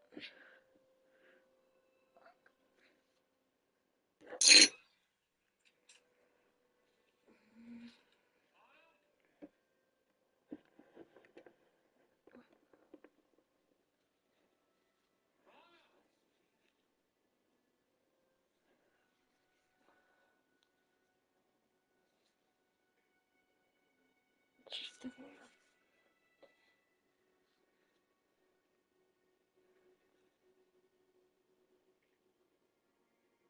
up. I wouldn't trust her either. Lex, you can skip the "You're not welcome here" prologue. Someone left my vault door on the rug. Now, Lana was seen walking out of the mansion. You want to tell me what the hell is going on? I wish I knew. Knew why she'd steal from me or how she seems to possess superhuman strength. She's obviously been infected. As to why she was breaking into your mansion, I'm sure you can guess about that. You really don't know what Lana's after, do you? She's got a lot of reasons not to trust you. Honey, I was under the impression she'd moved on. Looks like it's harder to cut that cord than she thought. Revenge is like an addiction. I'm sure you wouldn't see it that way. But I think I know Lana better than you do. Is that why you were digging through things? Let me guess. You're the last to know about her ISIS foundation. Stings, doesn't it? You know what this is? On the surface, it's a clinic to help the inflicted, but what she's really doing, I don't know. I wouldn't expect you to understand that some of us just want to help people. If she's so above board, why didn't she tell you about it? You can say what you want, Clark, but I can see it in your eyes. You don't trust her either.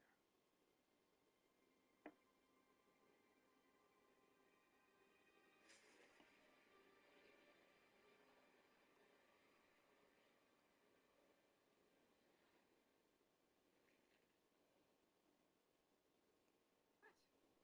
I can't believe you've never had famous Franks before. I can't believe anyone's had famous Franks. That thing is a nuclear holocaust. Maybe next time. It's just like this Frank. You don't respond to my articles because you are not down with the people. Careful with the attitude, Lane. I'm still your boss. Oh, I'm just quoting from several reputable sources, actually. Oh, was there a Joan Jett audition no one told me about? Ms. Lang, you'll have to speak with my assistant about an appointment. Or I can go to the assistant to the editor of the Herald. I came straight to the top. Do you want a story or not, Mr. Gabriel? I'm listening. Proof that the born-again Lex Luthor isn't as changed as he claims. It's a classified project, something called Scion. And he just handed over his hard drive to you? Doesn't matter where it came from. The world needs to know what kind of person Lex really is. I'm not gonna sell your personal vendetta on the pages of the Daily Planet. It's news and you know it. We can't run a story from stolen sources. You can run the facts any way you want before printing that story. Somebody better switch to decaf.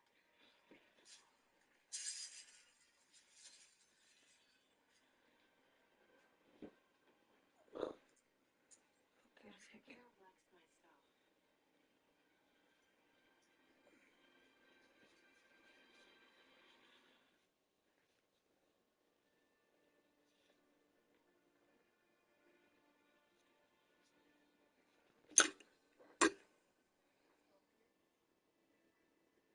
Hey, Hey, word of advice there, Smallville. Don't forget flowers on Valentine's Day. Lana did this to you? Yeah, no offense, but your girlfriend has issues. Not to mention an Amazonian left hook. She must be juiced with meteor rock. Can you remind me again why I decided to move to the mutant capital of the world? Can we just put a moratorium on that move, please?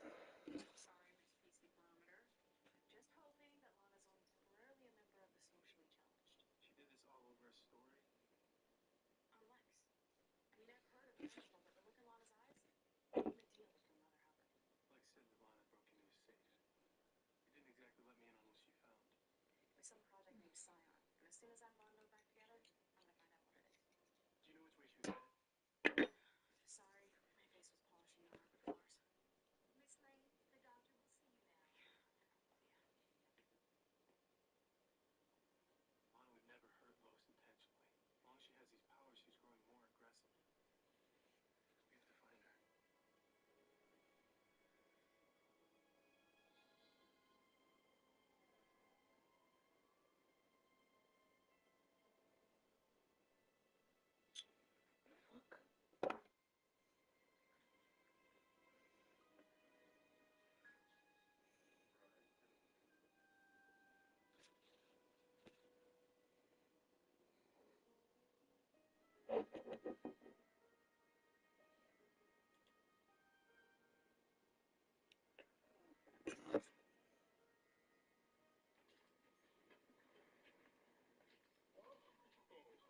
Let me guess. Vera Wang? Maybe Dolce? This is me laughing hysterically. Is the Jello really that bad? Gut-wrenching laughter. Daisy's made me sneeze, but thanks. Lois, what are you doing? Escaping. And if you even try to narc on me, I may have to take you hostage. Wow, you're working fantasy angle. Shut up. You know what? You may not want to print Lana's expose on Lex's Scion project, but she wouldn't have come to us if there wasn't truth to it. And when I land the story, you'll thank me. I told you, don't clash horns with the Luthers. Then I guess the police will have to. No, I'm serious.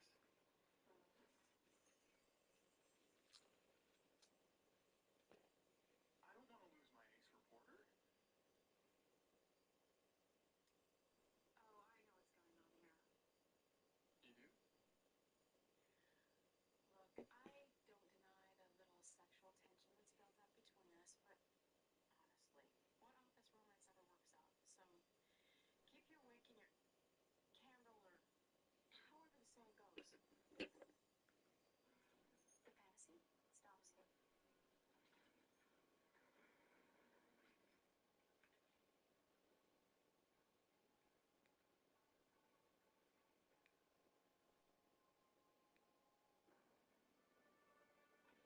Chloe, Lana didn't pick up. Any headway on the location of Scion? Nada. I mean, it's possible that Lex has finally learned to cover his tracks. Or what if for once Lex doesn't have anything to hide? Yeah, maybe when I hit 5'10" and Prince Harry sweeps me off my feet. Clark, Lex hasn't changed. What if having these powers is amplifying Lana's true feelings? Maybe this is all in her head. Clark, are you pushing this theory because you really want to believe in Lex's metamorphosis? crisis? Or because you're already trying to exonerate one? Claude, you know what it feels like to wonder if someone close to you isn't who you think? Did you really just ask me that question? Look, I haven't been willing to admit it. But ever since Lonnie came back, she's been different. There's something darker about her. Like said that she's doing things for you. Have you heard of this ISIS Foundation? Clark, I think there's something we need to say. I want to know if the alloy is responding to its environment or if it's being controlled by someone. Somewhere. That's a tall order, sir. Oh, with all the resources at your disposal, I have confidential rise to the occasion. How long has Lana been doing this?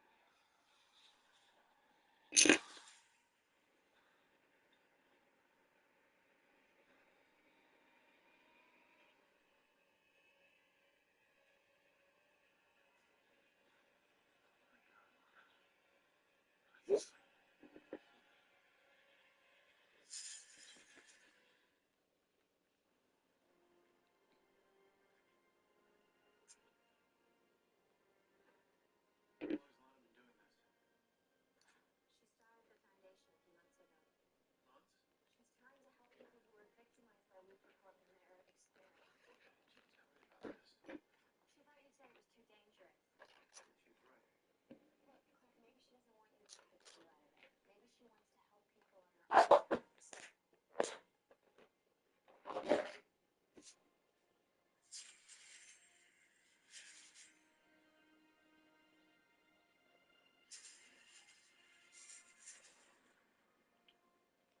Or she's secretly spying on Lex and she doesn't want us to know how totally depraved she is. Oh, wait. Told me you didn't know anything about this. Trust me, Clark, I had no idea that there was a La Femme Nikita lurking behind our little Florence Nightingale. I don't see anything about Scion in here. What is this? It's labeled Lex's mobile. Do you think she's bugging him? Can you rewind the track?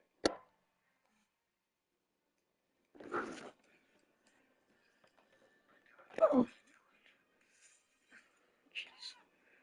Where's Scion? Plan number 4.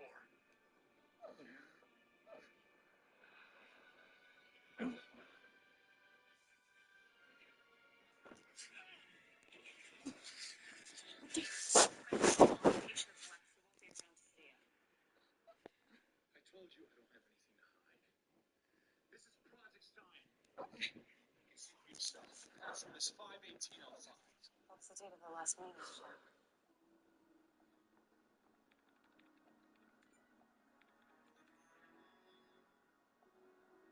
You're tracking aliens? You said you stopped looking into this. If you don't stop, more people will die. Lana, there's a reason for everything that has happened to me. Don't you see? My miraculous rescue from the river, the spacecrafts, those creatures who landed with the meteors, it's not a coincidence. You're right. Because your hunger for power landed you in the middle of it all. There's a reason you came to me and not Clark. You trusted me. That's all over. Is it? Then why have you been trailing me, spying on me, stalking every move that I make? Because the world should know what a liar you are. I will dig up every track you have buried until it kills me. I won't let you hurt anyone else. I haven't, have I? I'm trying to save people. We started this together. Those creatures, they were only the first. There will be more. Project Scion might be our only hope. So you've appointed yourself prophet of the alien invasion. It wasn't until St. Paul was struck blind by lightning on the road to Damascus that he saw his higher calling. I want the world to know you as well as I do.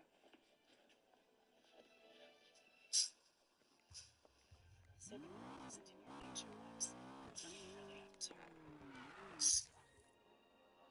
No, wait. Almost like this. A person who really suffers.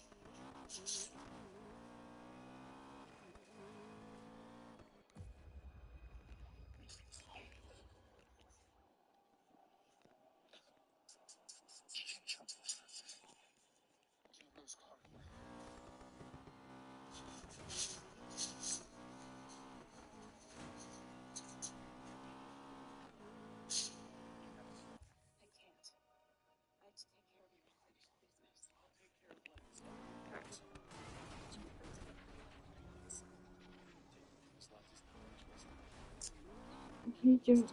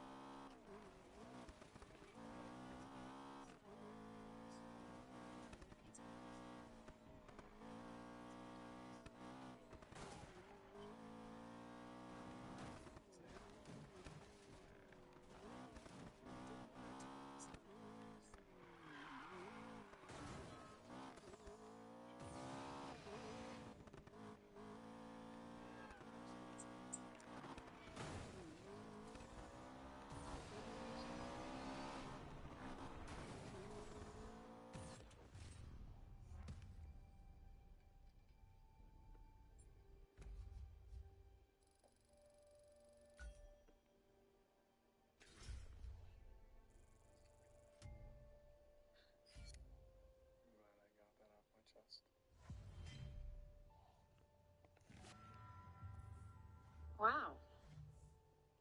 If news of that spread through the mailroom, I could have my nameplate on your door by tomorrow. As sexual harassment.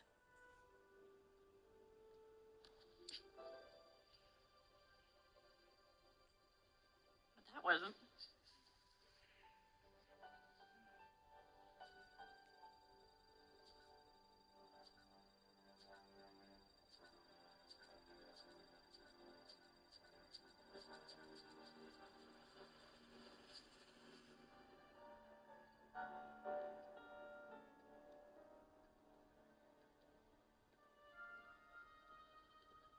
Well, that's a new twist.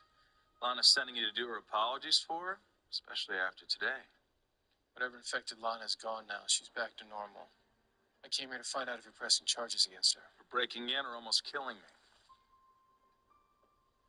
Lex, I know in your world, nothing comes without payback. So what are you going to do to her? Nothing.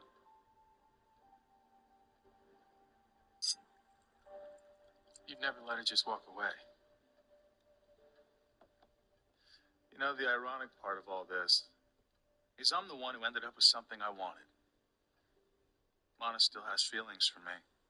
Don't flatter yourself, Lex. Those powers made her obsessed. Exactly.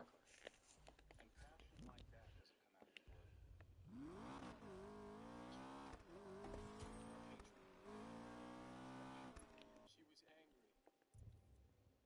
Eventually she'll move on. Don't hold your breath.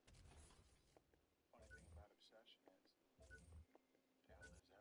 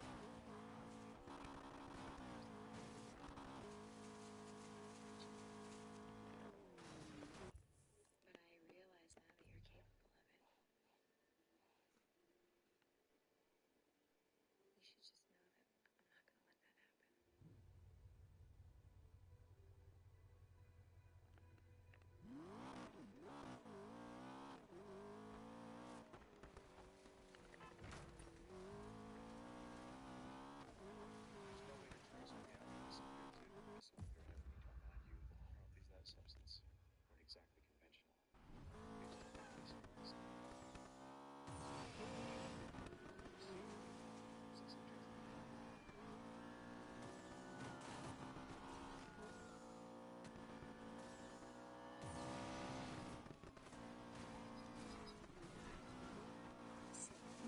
Already going.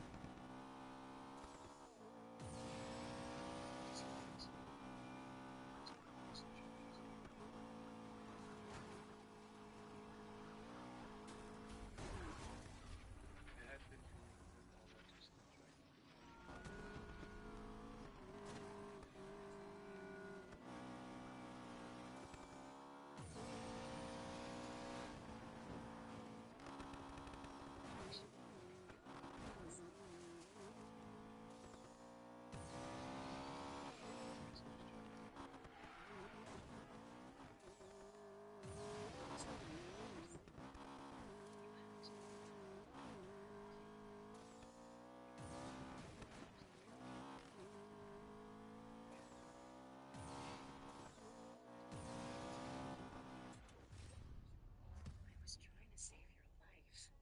That justifies everything. I'm not going to apologize for going to extremes to protect the person I love.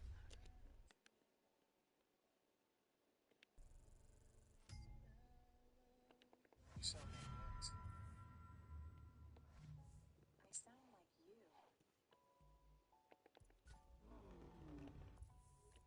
Can't tell you. Honestly, just listen.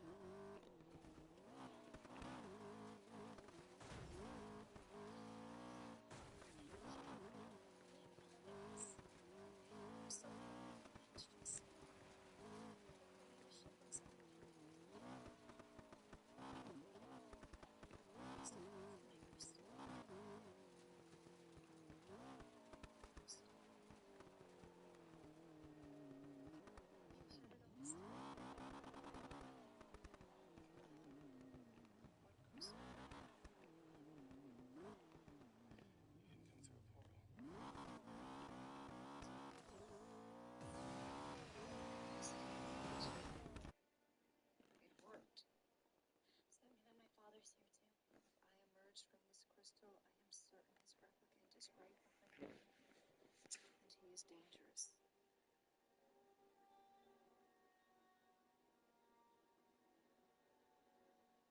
It doesn't matter. There's three of us and one of him.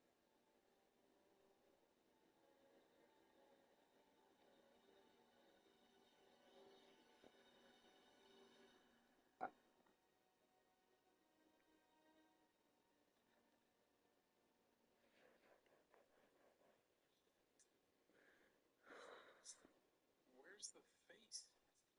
LASIK anywhere? It's right there. That's not a face. That's a blur. A Where is compromising it? VH1 pic of our philandering mayor needs two eyes, a nose, and a mouth. That's what makes it compromising. Who took these? You're looking at her. Well, you're a woman of many talents, Lane, but clearly it's hard to be a Next time, take Wilson. Forget the pictures then. The story speaks for itself. Golden Boy Mayor throws it all away for raven-haired nanny. What the hell is he smoking? He doesn't smoke. Some women just happen to have the power to turn a man's better judgment upside down. When did you learn that nugget of wisdom? Not until very recently.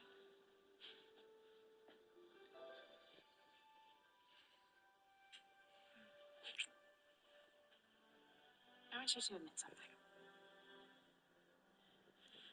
Your decision to hire me was based on hedonism. I knew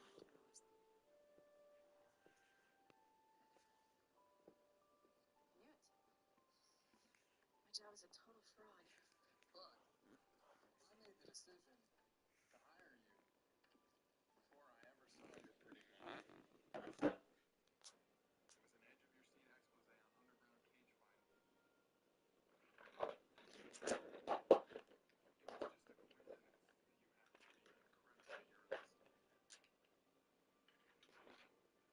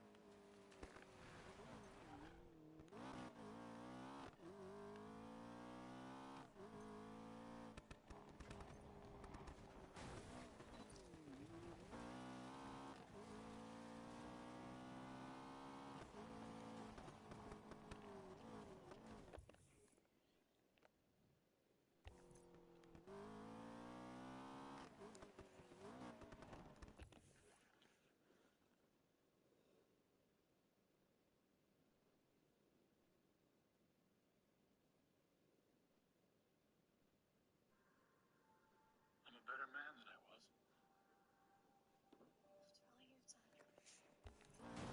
Oops. Especially taking my family for granted.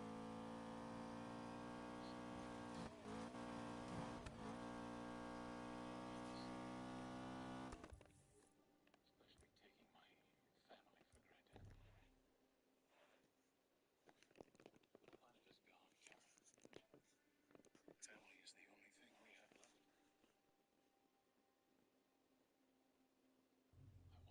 Family is the only thing we have left. I want to start over.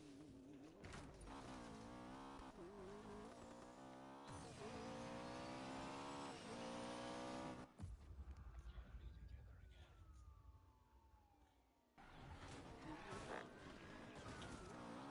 Mm.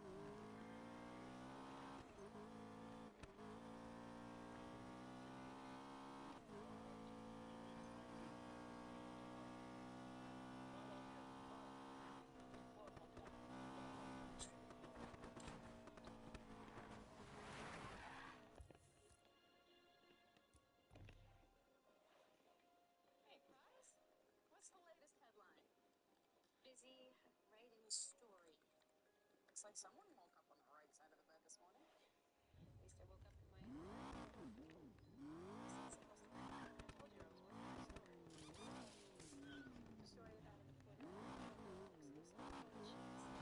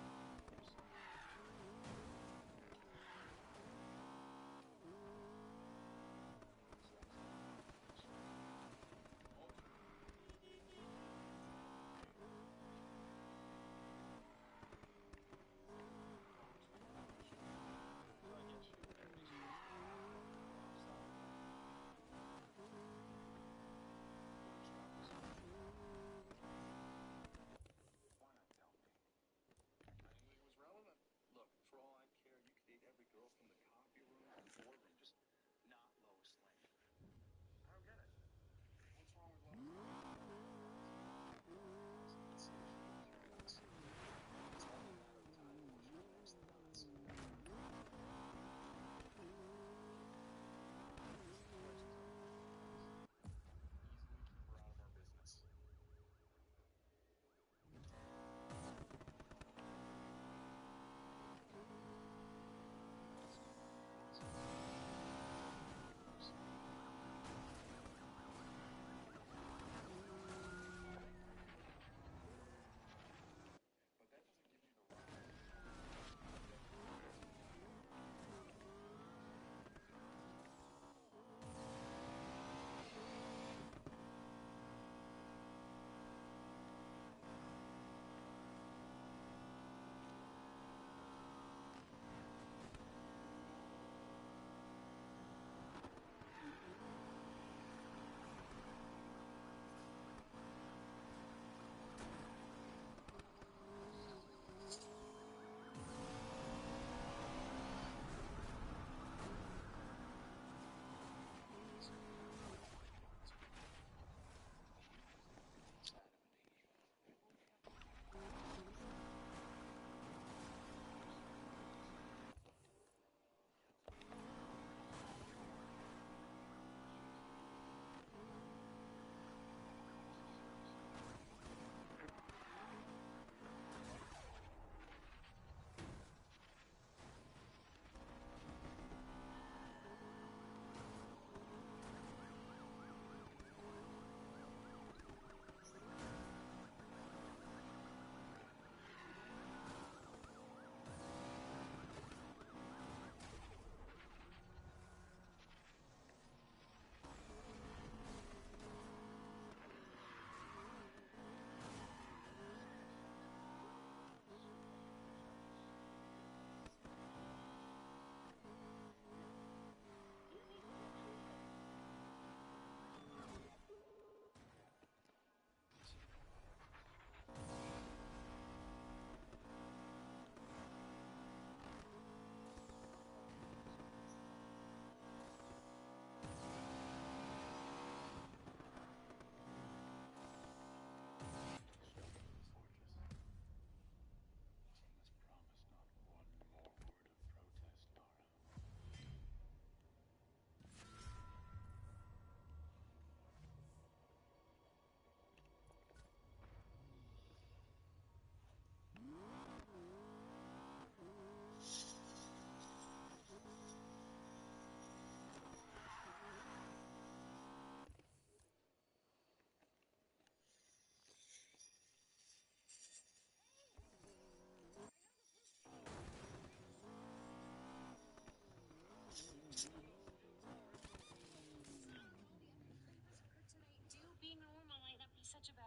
Not when the people I care about are in danger.